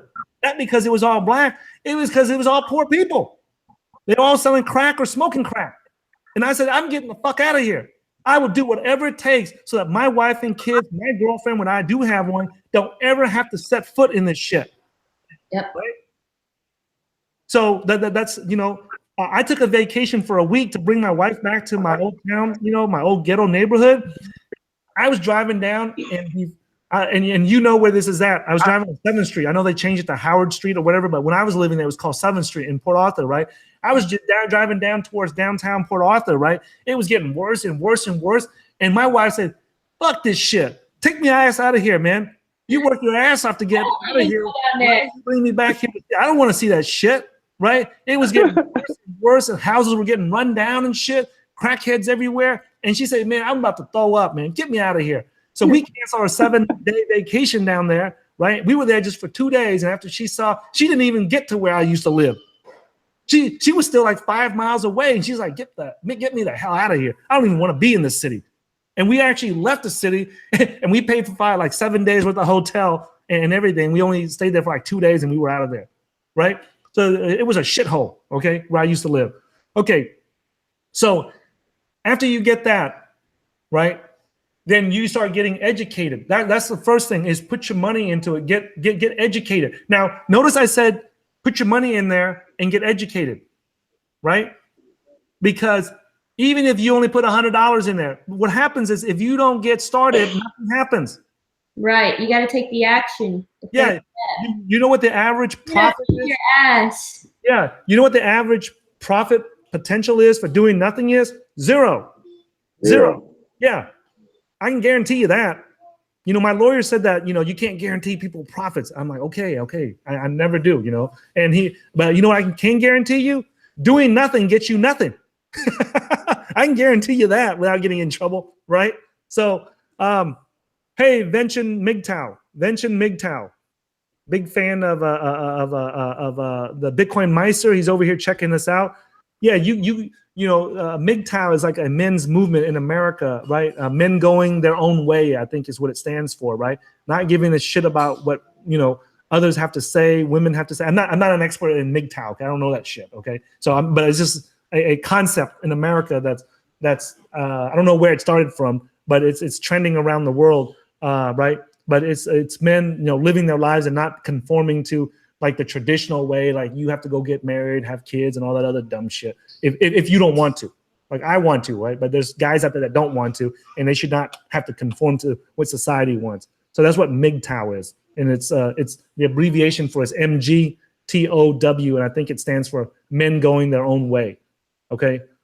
Todd Toe. Okay, look, Todd Toe says, I'm holding some heavy silver bags. I used to invest and trade in silver too, right? You know, I bought kilos of silver with Bitcoin. You know, when I first got into Bitcoin, I wanted to see if people actually give me something for this. So I went out and bought several kilos of silver with it. Me and Leon did, just to, you know, we tested to make sure that it actually works, right? MGTOW says, Vention MGTOW says, when Bitcoin gets back to 20,000, he'll retire. Okay, so Vention MGTOW says he's down to one ammo box full of silver. So here's my thoughts on silver. Okay, and I'll share this with Todd Toe and Vention MGTOW. Silver, right? Let's just say that I'm right on silver. You know, I bought several kilos of silver. One was a Tesla, and at that time, silver was at a good price buy point. I think I got in somewhere around $20 for silver per ounce, right? Let's just say that if I'm right, it goes up to $50, the all-time highs of $52, right? And let's say it triples that to from $20 I bought to 40 to 60 or whatever. How much is that compared to if I'm right on Bitcoin? Right? How much is that compared to let's just say that I'm right on silver and it goes back to the all-time highs from $20 to $52, right? That's about a 1.5x, somewhere around there, right? 1.5 times my money, 150% profit, somewhere around there. Let's say that I get into Bitcoins at 7,000 and it goes back up to 20,000, just the all-time highs, right? Then from 7,000 to 20,000, I can see at least a 2x there, almost 2x. Right. Right? And there's hardly anybody that says that, you know, there's a lot of people that, you know, wonder if silver can actually go from $20 back up to $50. But there's not too many people that will deny that Bitcoin can easily go back from 7,000 to 20,000. Or Ethereum's at like $500, $600, can go back up to $1,400 and you get a 2x out of that, right? It's hard to find people that will argue that, oh, that's impossible, right? Because it went up there without any market manipulation or anything, whereas silver went up to $52 by the market being manipulated. So in a natural market, Bitcoin was able to get to $20,000 without much manipulation. And it dumped because the idiots over there at Mt. Gox don't know how to trade and don't know how to invest in Bitcoins and cryptocurrencies and don't know how to unload a large amount of Bitcoins. If they would have invested into our cryptocurrency investing bootcamp and attended our bootcamp or invested in our cryptocurrency investing blueprint, they would have learned how to unload millions of dollars worth of Bitcoin safely without disrupting the market. But because those bankruptcy people, a bunch of idiots, and they don't know about our program, right? They went and dumped like millions of dollars worth of Bitcoins onto the market and crashed the market. Okay, so once that shit is over with, Bitcoin will more than likely go back up. Not guaranteed, but it could possibly go back up there much easier than silver going back up. Okay, so that helped you guys understand that? Hand in hand with, once you figure out what's available to you, which one will give you the best return?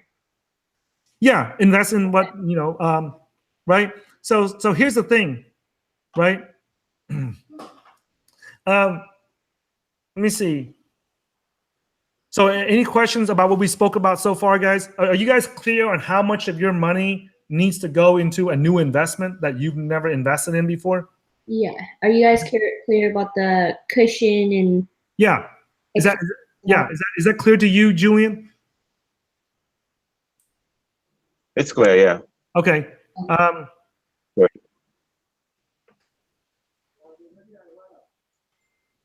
Okay. We got any questions, guys? Is everyone on the live stream? Are you guys clear on how much of your money, right? Oh, let me use the other example. I use the example of 200,000 already, right? Somebody Yeah, you did. 200,000. They put 1 month's worth of living expenses into any new investment, right? Yeah. And then let's say 2 or 3 months later, right? If you have $200,000 sitting there, I would put 1 month in, and then I would take 1 month's worth, and I would invest into myself. Right, guys? I have never, ever been wrong in investing in myself. Never. I've never spent a dollar. Every dollar that I invested in myself, right, has paid back. Right. For example, I'll use this as an example. Right. There was a book by Roger Dawson. It's called Power Negotiating, Secrets to Power Negotiating. Great book. Go out there and get it. It's like $15, $16 on Amazon, something like that. I bought that book for less than $20, right? Let's just say $20 so the math is easy, okay? I'm gonna share you a story with you guys, how investing $20 saved me thousands of dollars later on. It made me thousands of dollars from a $20 investment, okay? I invested into this book somewhere. I found out about Roger Dawson, and it says Secrets to Power Negotiating. He says, hey, when you go into the real world, you have to know how to negotiate with people. So I said, hey, secrets to power negotiating. I like to learn secrets. I like power. I like to learn how to negotiate, right? So I got less than $20, okay? Yeah. In there, it said, you should always ask. You should always ask. Like, people are afraid to ask for things. People are afraid to ask, okay? And I said, wow. I mean, that's people. He says that people are afraid to ask. Like they're so afraid that they might get rejected that they don't ask. So what I did was, I was in Austin, and I was at I was coaching students about how to trade stocks, and this was back in like 2010. Okay, and all of a sudden, the building that I was in, it was an FBI building. So if you're in Austin, you'll know what I'm talking about. There's an FBI building, and there's like a CIA building, and there's like an IRS building, all in the same business park. Okay, but now most people don't know that it's the IRS building, the FBI building, and so and so. So the office that I was in was in the FBI building on the first floor. So we used to see the FBI handcuffing people, taking them upstairs for interrogation and shit like that. And we see all these FBI agents coming in and out all the time. What's up? This thing. Oh, take off this thing? Okay, so what happened was, In the next door, in the building next door, it was the IRS building, which the IRS is the agency, the government agency that collects taxes from the citizens in America, right? And somebody was disgruntled with how much taxes they were paying. So they got into a private airplane with a single engine and they flew into the IRS building. And I was next door, right? And so I was coached, in Austin, Texas, in the city of Austin, Texas in 2010, somewhere around there. And the building just shook. Like this guy flew his plane. He was so mad at the IRS, the tax collectors, that he flew his plane into the building, right? And it just rocked the whole building. And we were shaking. I was teaching there. I was like, holy shit. What? And then the secretary comes in and she goes, a plane just hit the building. We got to get out of here. Shit, boy. She didn't have to tell me twice, right? I snatched my laptop, man. I was getting the hell out of there. You know, I thought it was 9/11 again, you know, in Texas, right? So I hauled ass out of there and I got out and we were, some of my coworkers were trying to save the people. I was like confused. People were just running everywhere. And I'm like, where's the FBI at? They're right above us. Where the hell are they at? Right? I couldn't believe the fireman was there already. The fire trucks were there. The fire trucks beat the FBI to the scene of the crime, and the FBI was right above us. Okay. So, anyways, the fire trucks were there. They were trying to rescue people and save lives and shit.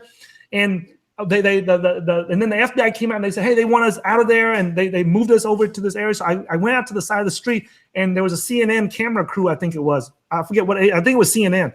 And they were there, and they're like, hey, what happened? So I got on CNN. I was telling people, like, oh, the plane just hit the building, blah, blah, blah, the IRS. And I was giving them, you know, what was going on. And so a bunch of my friends, family, coworkers, and people I knew saw me on CNN, right? And so they started calling me up. And this is back when the cell phone rates were like 3, 4, you know, like you had to buy like 300 minutes at a time or 200 minutes at a time. So at that time, I think I had like 300 minutes of cell phone or whatever the amount was, I forgot. But people started calling me from all over America and all over the world. And my phone bill was like almost $1,000 that month. My phone bill, and this was like 2010, back when you had to pay for a block of minutes. It's not unlimited like it is now. And it was like T-Mobile or some shit like that.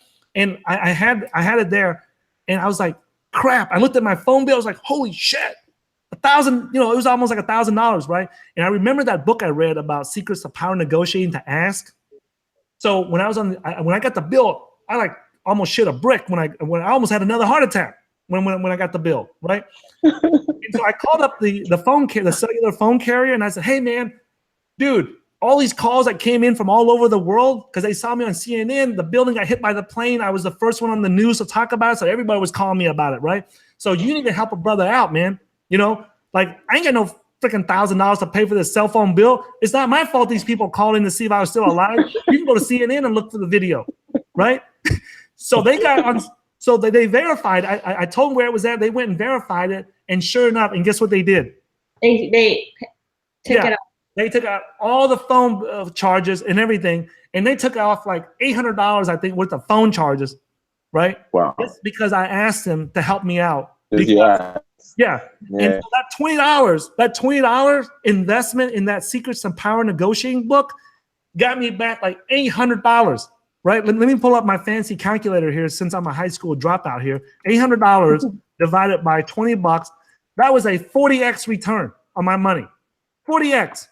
40x. That's a lot. Return. That, to me, if I never get any other value out of that book again, right? I got my money's worth out of that book, that investment in that book. So when you educate, when you invest into quality education, it always pays back. Right. Always pays back, right?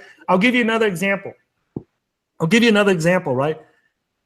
Back when I was like 19, 20, right? I had this idea, since I'm in Texas and, you know, everybody speaks Spanish here, you know, and English is the second language here in Texas, you know, I decided, let me go learn some Spanish, right?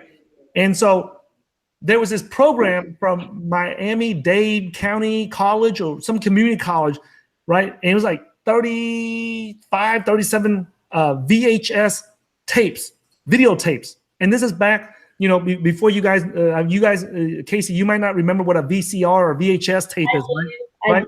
But it was like this long with the VHS tapes, right? I went and got that, and it was like a few $100 or whatever it was, right? And I listen to that shit day in, day out, day in. Every day I listen to that for several years, right? And I try to repeat everything they said in those VHS tapes, right? And now I speak Spanish, right? And learning Spanish has helped me make thousands of dollars. Thousands. I can't even imagine how much money that just by me knowing how to read, write, and speak Spanish has helped me in my career and in my life. It's gotten me jobs. It's gotten me all kinds of stuff just because, you know, I spoke Spanish.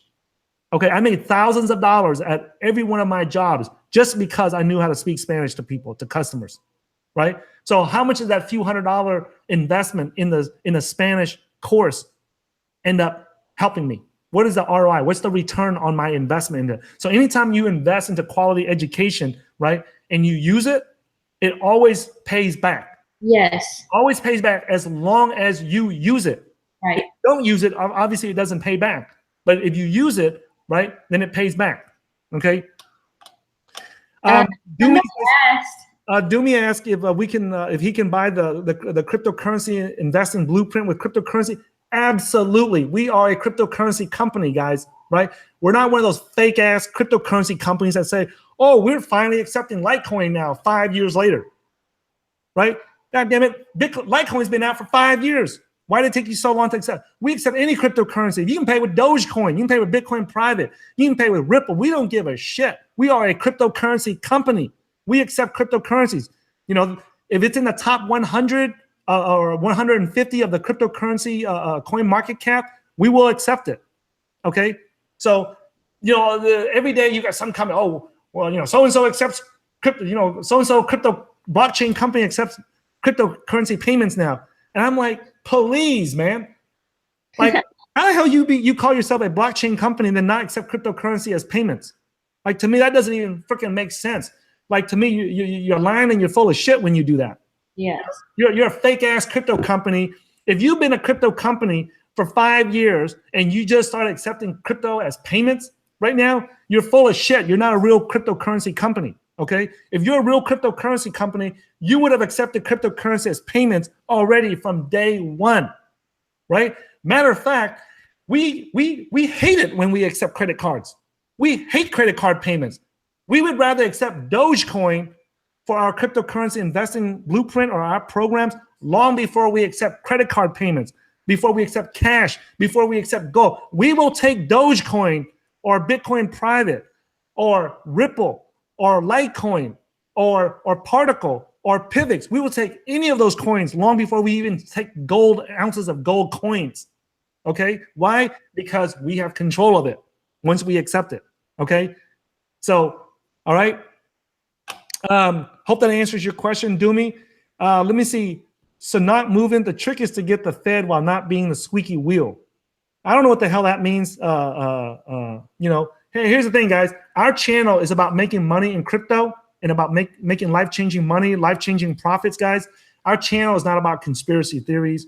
Our channel is not about, you know, pie in the sky theory, how to invest in theory bullshit, you know. Our channel is about real-world investing so that you can pay your bills, okay? Our channel is not about worrying about what the other motherfucker says on over there that's not making money, okay? Our channel is based on real-world shit. Okay, so we've been talking about cryptocurrency and Bitcoin investing for like 5 years now. We were the first channel that I know of to start talking about trading and investing in cryptocurrencies nearly 5 years ago. We're not new to the game, right? We were the first channel to tell people to invest in Ethereum back when everybody thought it was a scam. Okay, you go Google it, Tizen, Vitalik, and you'll see the first videos we made interviewing Vitalik, and we invested in his project, okay? So we're not new to the game. We didn't just get our first Bitcoins last month, and now we're Bitcoin experts, okay? We've been doing this shit for like 5 years, okay? Oh, there's a boss lady asked what kind of company doesn't, oh, there's a bunch of bullshit companies out there that don't accept payments, So right? the Bitcoin conference in Texas didn't accept Bitcoin payments? Well, a lot of the conferences don't accept Bitcoin as payment simply because the cost during that time last year, the end of last year, the transaction cost like $50, $100 each. And if the tickets cost $400 and it costs $100 to make the transaction, of course no one's going to pay for it, right? We accept anything that's that has liquidity, okay? So, all right. So, okay, guys, let's get back to how much of our portfolio. Is everyone clear on that, right? Right. Crystal clear on how much of your Yeah. portfolio, right? If someone has a 401k, an IRA, a retirement account where if you get penalized, right? Some countries, like in the Western countries, you get a penalty if you take out money out of your retirement account before a certain age. Like in America, I think it's like 59 and a half. If you get a penalty, right? If you take money out before 59 and a half, okay? What's up, Milton? What's up, David? What's up? Bitcoin Plug, right? I think Bitcoin Plug wants to come on here. Let me see here. Right? So let me see here. Hold on, man. Hold on. Hey, what's up, guys? Let me see here. What's that? Yeah, we're still early adopters, guys. You know, Twin Turbo Crypto says we're early adopters, right? Yeah, of course we are, man. Of course we are. Not everybody knows about crypto. Just because you're in the space and you know about it, you know, that doesn't mean the rest of the world knows about it. Okay? Right. So don't think that. Hold on here. Let me just turn this off. Okay, if you guys have any questions from if you have any questions, hold on. If you have any questions from the YouTube comments, let us know, man, before we wrap it up. Christian asked if somebody can loan him $5K and invest in crypto, how soon can he pay that person back? Well, here's the thing. If you don't know about the investment, if you don't know about it, you know, I would not borrow money. Like if you don't know what you're doing, you should not be borrowing money. You should not borrow money to go invest in something that you don't know about. Right? Right. That's not a, well, let's say that if That's putting risk on top of risk. yeah, you're adding too much risk to it. Let's say that I have a heart attack again and I come out of the hospital, I lose everything. Let's say for some reason I lose everything, right? And I go and I borrow, you know, $50,000 or $100,000 to start investing and trading in stocks, Forex, crypto, and all that stuff again. It's worth it for me because I actually know what I'm doing. Yep. But if you've never learned it before, that $5,000 that you go and borrow, there's a cost to learning how to trade and invest, right? When you guys get into investing, remember that there's always two costs that you have to pay, okay? One is what's called a classroom tuition, and the other one's called a market tuition. Remember that. Everybody has to pay these two tuitions. There's no getting around it. It's just a matter of how much do you pay, okay? Now, the classroom tuition, okay, is where you get educated by someone that knows. So if you get, right now you're getting educated by me, so that's called classroom tuition. Yes. Julian, you're getting educated by me right now. That's called classroom tuition. Now, let's say you go, like back in 5 years ago, they didn't have hardware wallets, okay? So I lost like almost $500,000 worth of one crypto because I didn't have a hardware wallet back then, right? So that's called a market tuition. That cost me almost $500,000 to lose that crypto. Okay, so that's called a market tuition because I lost it and I didn't learn shit. I didn't learn anything, right?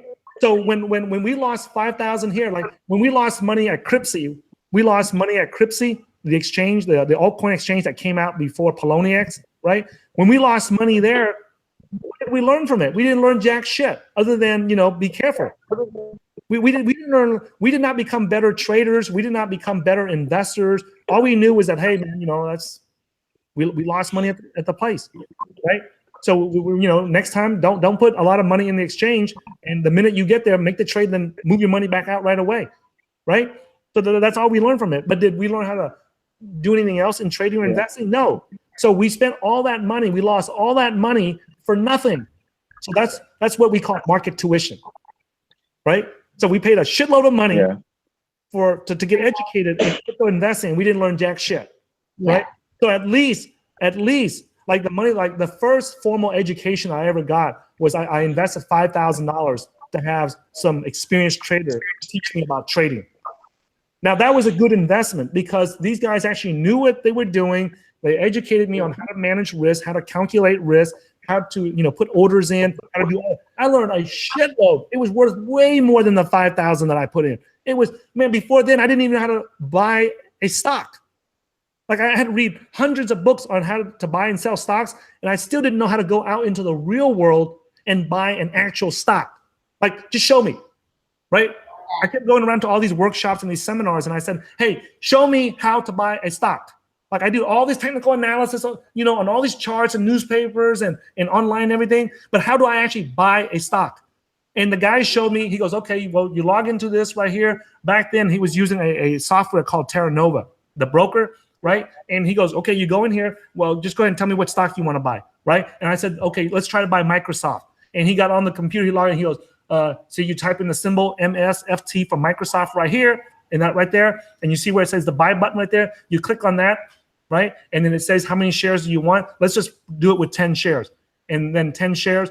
And then he goes right there, and it says, you sure? Confirm. And you click confirm, boom. And it said like ding, or it made some notice sound. And he goes, there, that's how you buy 10 shares. And I was like, that's it? And he goes, yeah. And I said, well, how do you know you how do you know you have 10 shares of the Microsoft stocks? And he goes, well, you click on here where it says open orders, and you click right there, and it shows right there. See, you just bought it at this time, this date, this time, this how many shares. Here's the stock symbol, and there it is. And see, you made 50-cent profit. See, now it's down 40 cents. Now it's up $1. Now it's down $1, and that's how you tell. And I said, well, how do I sell it now if I want to sell it? And he goes, well, you click on the order, you select the order that you have open, and then you hit close, and then you hit sell, and boom, there it is. And I'm like, how do I know that it's sold and it's not still out there? And he goes, you go over to this window right here where it says, orders, and you see how it says closed, and this is when it was closed, and this is how much it was sold for, and this is the price, and this is how you confirm it. And I was like, holy shit, right? And then I said, man, I got to learn this shit. See, so you find somebody that knows how to do it, and then you just follow and you learn from them. Don't stop. So that's market tuition and classroom tuition, right? So all this time I've been trying to figure it out on my own. I finally got the classroom tuition. I invested in myself. I didn't, people say, oh man, you shouldn't pay for that. You should, people pay for college. They pay for, to go learn how to drive a car. They pay to go learn how to fly an airplane, right? But when it comes to learning how to invest, people go, oh, I can just figure this shit out on my own. Well, how come you don't go and try to figure out how to drive a car on your own? Right? Did you go to driving school, Kasey? Yes, I did. Yeah. Did you go to driving school, or did someone that knows how to drive a car teach you how to drive a car in Nigeria? Yeah. Julian? Yeah. Yeah, you need someone to teach you. Someone needs to teach you how to drive. Yeah. So just think about this, and this is like some of the craziest shit that I can think of, right?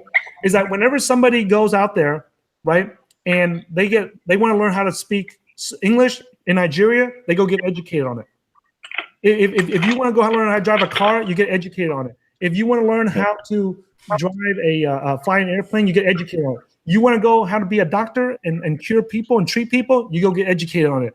And then if you want to learn how to cook spaghetti, you go get educated on it. If you want to go how to cook Ethiopian barbecue beef or whatever, you go get educated on it. You want to learn how to cook Texas barbecue, where me and Kasey come from, you go look on YouTube, look for it, or you pay somebody to get educated on it, right? But when it comes to learning how to invest in crypto and stocks, people go, oh, I'm just going to go figure this shit out on my own. And that's where they get the biggest chunk of money. That's where they can stand. That's where they risk losing a big chunk of their money, right? And they go, oh, I don't need to I can figure this shit out on my own. Like, I have no friends around me that know how to educate, that know how to invest in crypto successfully. I don't have any friends that know how to trade stocks successfully, but I'm going to go figure it out on my own. Why would you do that? That's putting yourself in a bad position from the get-go. Yeah, that's someone that goes to cut hair has to go spend, like, if you want to learn how to get a pilot's license, a single engine private airplane license, you have to, in America, you have to fly an airplane for 40 hours, 20 of it with a certified instructor and 20 hours on your own. And the average time is really about 60 to 80 hours before you get a private pilot's license, right? To fly an airplane on your own. The car, you have to go spend like so many hours to drive so many hours and pass so many exams before you get to drive a car. Same thing when I went to learn and get a motorcycle license, right? On my motorcycle, on my driver's license, it has an M on there, a C on there to show that I can drive a car, and an M to show that I'm licensed to drive a motorcycle, right? And I had to go spend 2 days in a motorcycle class, 8 hours a day, so I can learn how to drive a motorcycle, right? But when it comes to going to put $5,000, $10,000 or $100,000 into the crypto market, people think, oh, I'm just gonna go figure this shit out on my own. You know, it's the craziest shit. You know, Crazy. So, all right. Mohammed Masood says because it's cheaper. No, it's not. It's not cheaper. It's not cheaper. Okay, it's not cheaper because here's the reason why it's not cheaper, right? How long, right? Think about this, Julian. How long did it take you? How long have you been following us on YouTube now? 2 years? That's close. It's getting, I think, about 2 to 3 years now. It's got to be at least 3 years because I know that I've owed you the winning money for at least 2 years now because you haven't collected it, right? So it must be at least 3 years. So let's just say that you made $200 a month. Let's say you make $200 a month, right? Yeah. Take $200 a month times 3 years. $200 times 12 is $2,400. $2,400 times 3 years is about $7,500. It's somewhere around there. Closest. No. Yeah. Yeah. No, that's yeah. You lost that much money and time. Time. You can never recover time, guys. Right? Everything that you learn, whether you're trying to be an entrepreneur or you're trying to be successful, it costs money and it costs time. Those are the two resources that you have to consume in order to be good at something. Time or money. If you don't have the money, then you have to spend time. If you don't have the time, then you have to invest the money. Right. Why do you think that we're hiring people on our team to help us with different things that we need done? Because we don't have the time. Right. We can make more money, but we can't make more time. That's true. Right? Right. It took me 4 decades to become a millionaire. Why did it take me 4 decades? Because I'm a blind man trying to figure this shit out on my own. You know, when I was young, right? When I was young, I had a huge ego, right? I was like, I can figure this shit out myself. I can learn it myself. I don't need nobody telling me. I don't need to be educated on it. I don't need to invest in no cryptocurrency investing blueprint to learn how to invest, right? So I was trying to figure out my own because I had a huge ego. And you know what? I realized very soon, right? By the time I was in my late 20s, I realized, man, my ego is keeping me fucking broke. My big ego is keeping my wallet small, right?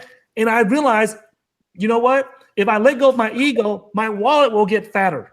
It'll get bigger. It'll get obese, right? Obesity is not bad. If you have an obese wallet because it's full of cash in there, that's a good thing, right? If you have a bank account that's obese, if you have a crypto wallet that's full of Bitcoins in there and it's obese, that's a good thing. It's not, obesity is not bad. It just needs, as long as it's around your stomach, that's when it's bad. Or it's around your heart like mine, that's when it's bad. But when you have an obese Bitcoin wallet or an obese cash wallet, that shit is good, right? Right. So don't think that, you know, that stuff is bad. And then I had to get past my ego. Once I got past my ego, I realized I got to get educated. I got to ask people that know how to make money. I got to stop talking to the broke asses about making money because the broke asses don't know. Broke asses know how to be broke. Yeah, the broke asses are experts at being broke. They're not experts at making money. That's why they're broke. I am a broke ass expert for most of my life. For most of my life, if you want to learn how to be broke, I am the world champion, gold medalist, broke ass motherfucker. Okay. So until I learn how to create money. Okay. I was a professional broke ass. Okay. If you want to learn how to be broke, come meet the Tai Zen when he was 20 years old. He'll show you how to be broke really quick, almost instantly. Right? I can't guarantee you'll be a millionaire, right? Following my training program in the cryptocurrency investing blueprint. But if you go back to 20 years ago when I was a broke ass 20-year-old, that Tai Zen that was 20 years old can guarantee you, he can help you be broke real quick, instantly, right? So after I let go of my ego, I started learning how to invest. But the mistake I made was I learned from the wrong people that I didn't know. Right. Right? Because they sound the same. The people that know what their shit and the people that don't know their shit, they sound the same. They sound the same. On the surface, it sounds the same. Like, how do I know which one's which? How do I know which one's which? How do I know if this guy's for real or this guy's for real, right? And the way you do it is by their actions, by their actions, by their actions. That's how you tell. Right. Okay, by the actions. Okay, so here's how you tell, right?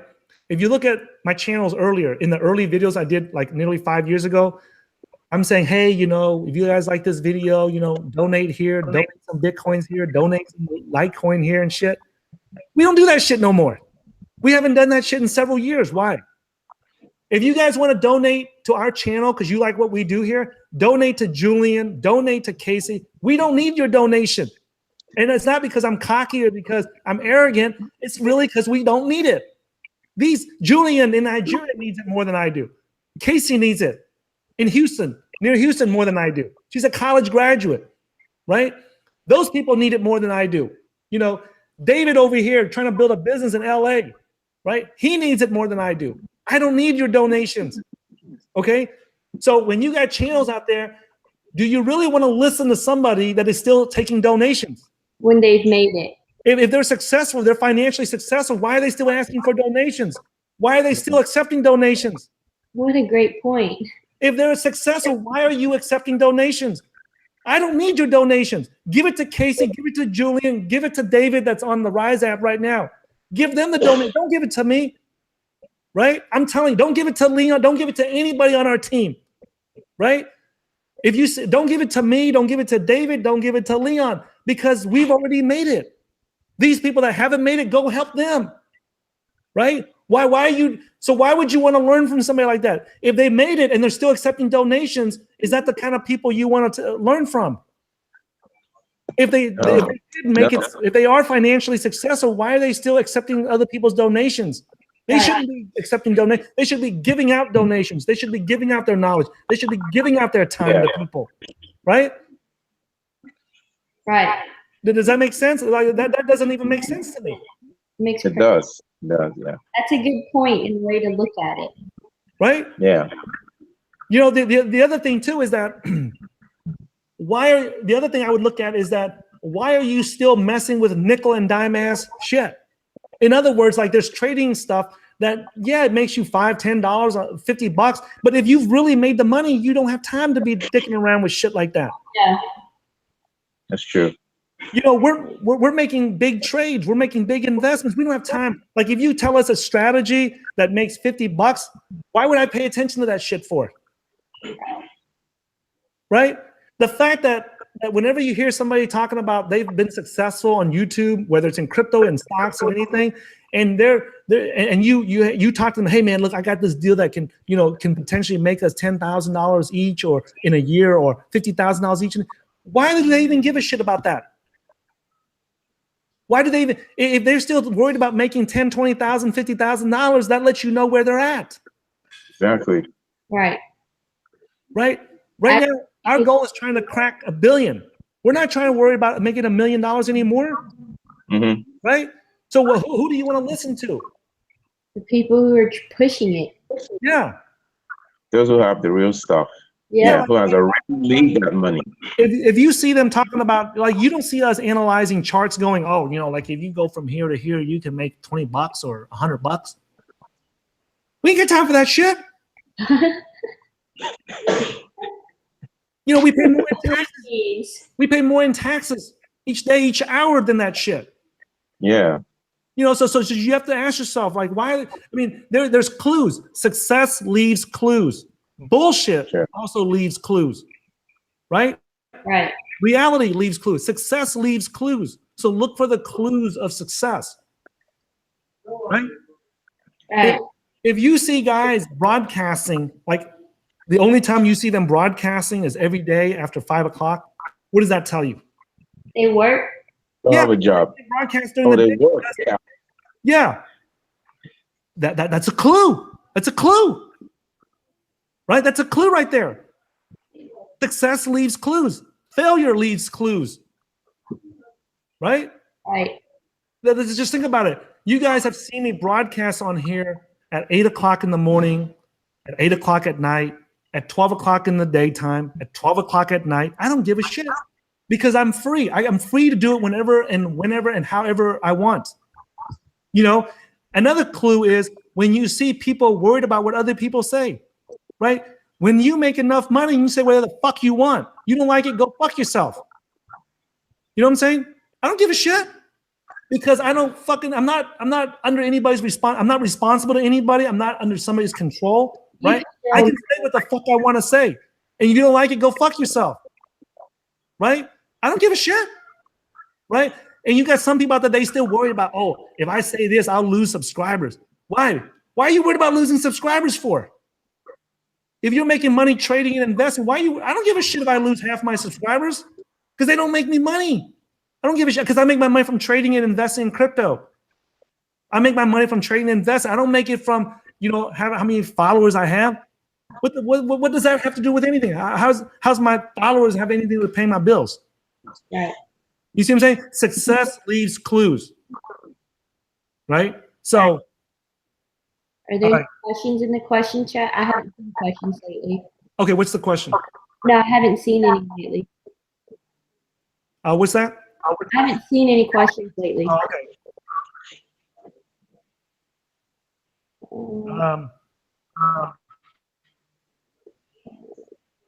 Now, Vincent MGTOW, he makes a point here that he said he was in Bitcoin.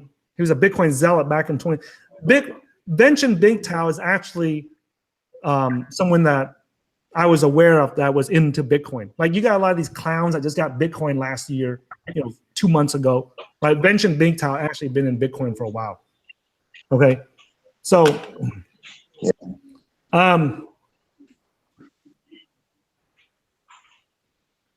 Mohammed Masood says, what portion of your business is based on your fees for your courses? What portion of my business? I don't know. That question's not even clear. I think what he's asking me is what portion of my income comes from selling the courses, right? It's very small. It's negligible. It's not even something that's noticeable.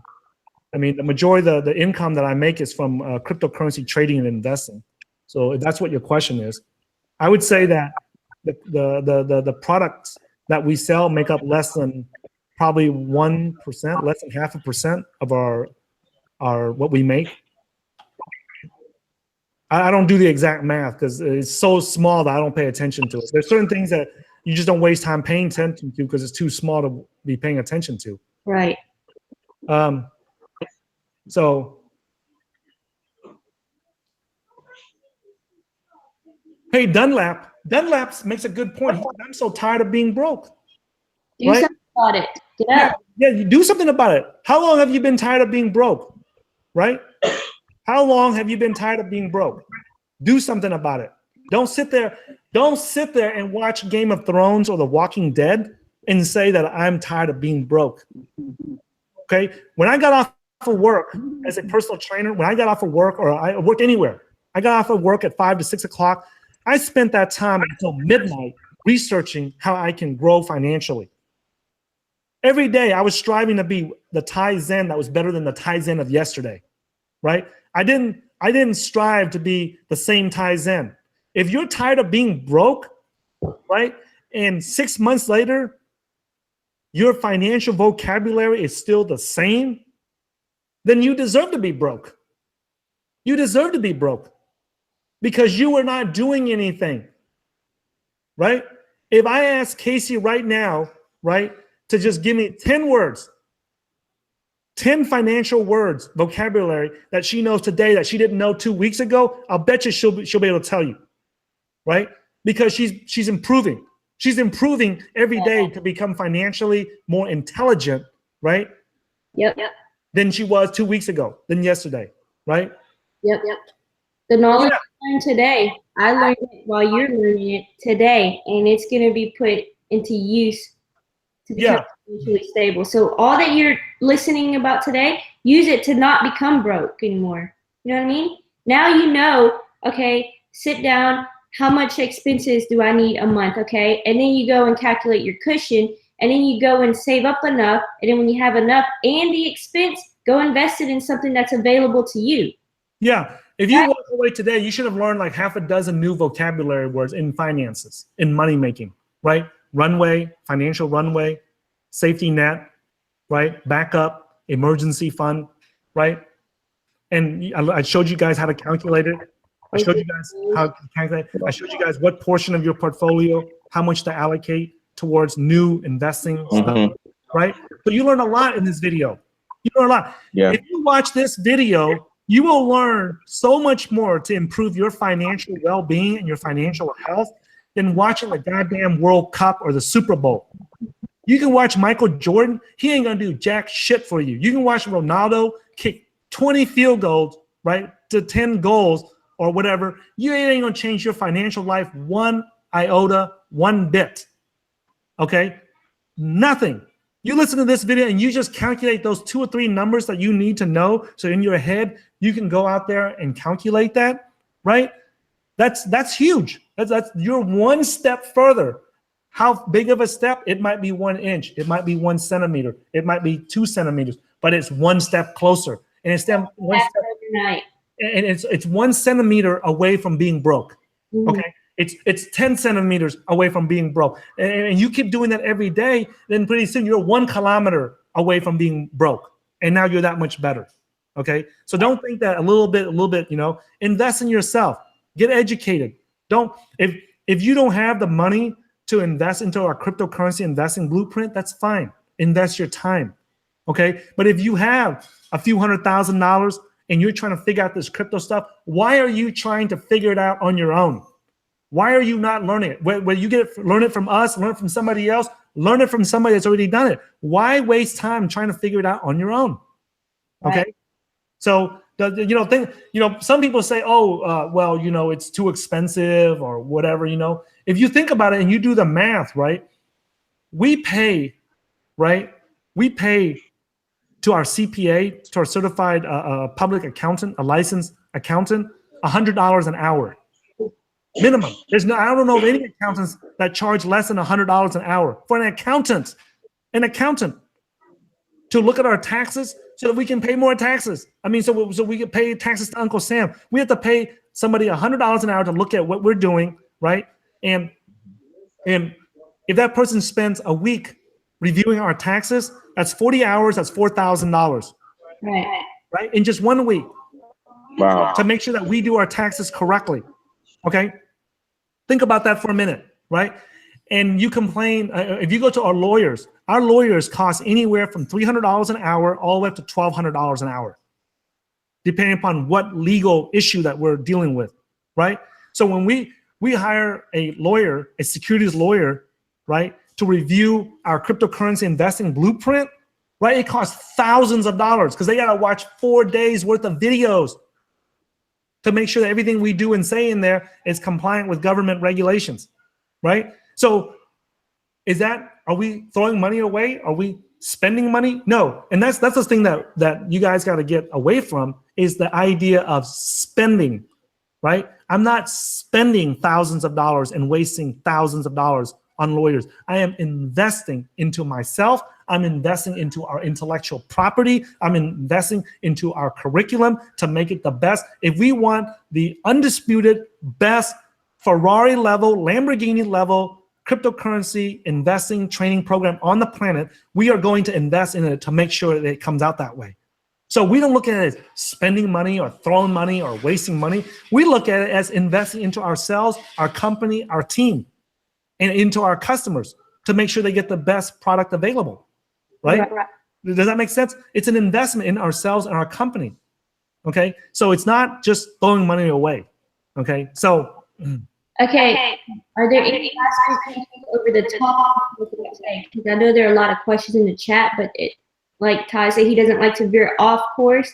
So any last minute questions on the topic about today?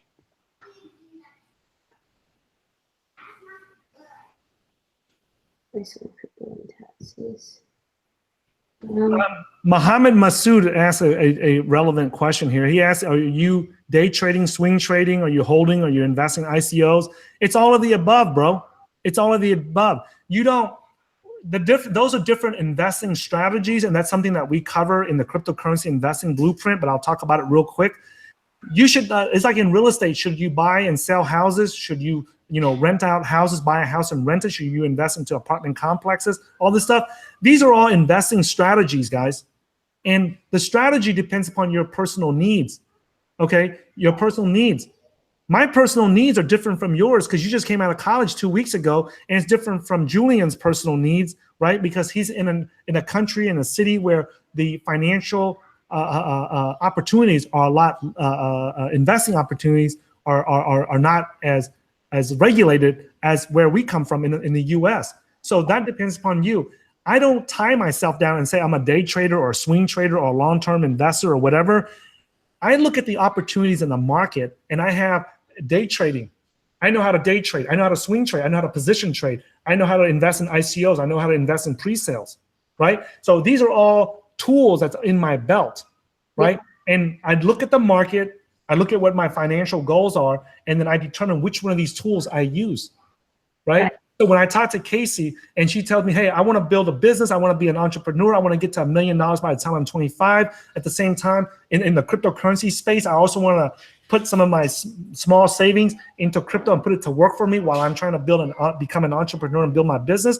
Well, then for her, it's going to be a long-term approach, right? For the crypto portfolio. She does not care to be a day trader. She does not care to be a trader, right? She cares about making money and building a business in the crypto space and taking advantage of her, cinematography and filmmaking skills and video making skills and put that to work and build a business around that. At the same time, also be able to invest in crypto during this boom. From the expert rather than trying to go learn it by myself. Yeah. Time.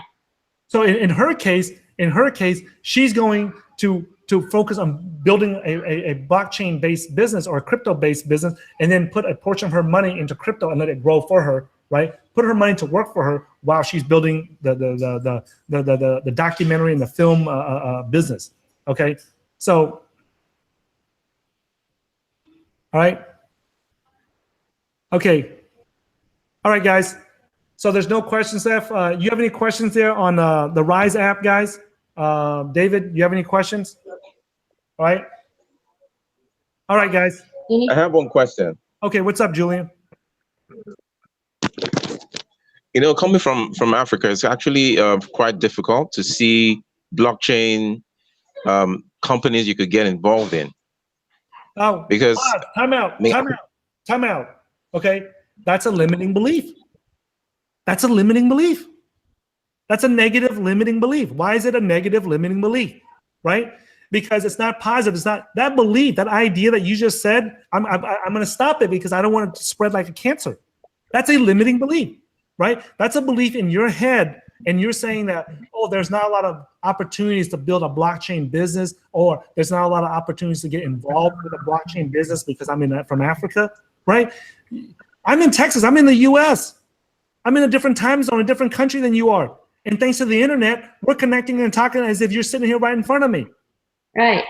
So that's an excuse. That's a bullshit excuse that you just put in your head.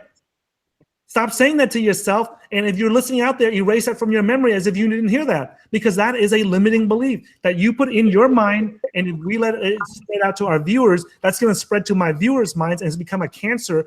And because the reason why it's a limiting belief, Julian, is because it limits your human potential.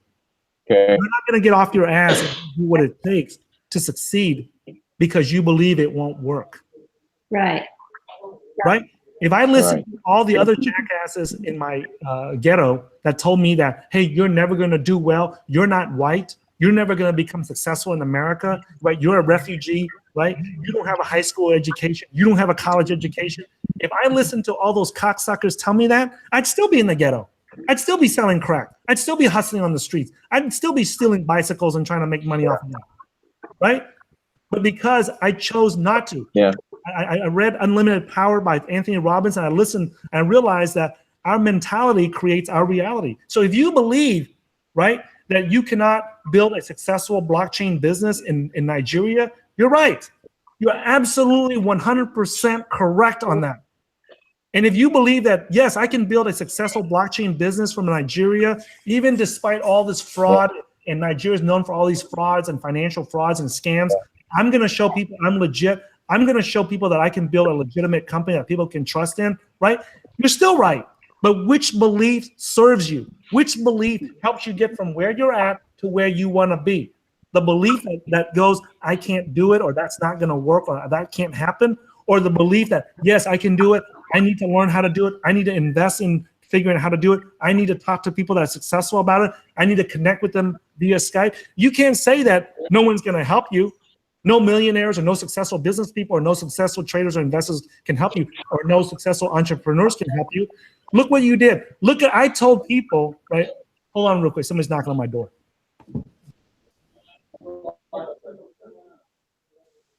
Basically, he's saying don't limit yourself. I'm sorry, I didn't hear you. He's basically saying to never limit yourself. It's something that he's been telling me over Yeah. and it's changed my mindset a lot. So Yeah. about new opportunities now, it's not I can't do this. How am I going to do this? I go about it. How am I going to do this? Okay, think about it that way. Yeah, he's right. He's actually right. He's really right. He pointed that out to me. Yeah. I was just like, okay. All right, hold on real quick here.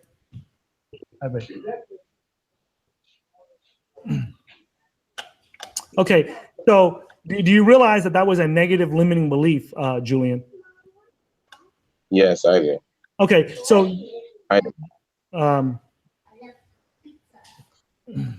so I hope you don't take it the wrong way, bro. You know, No. If I didn't care about your success, right? If I didn't have a concern about it and our viewers' success, I would have just let you just spread that cancer of the mind.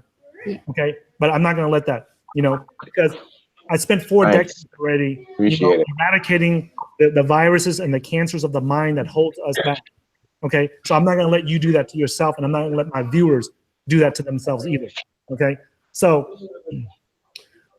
All right, thanks. All right.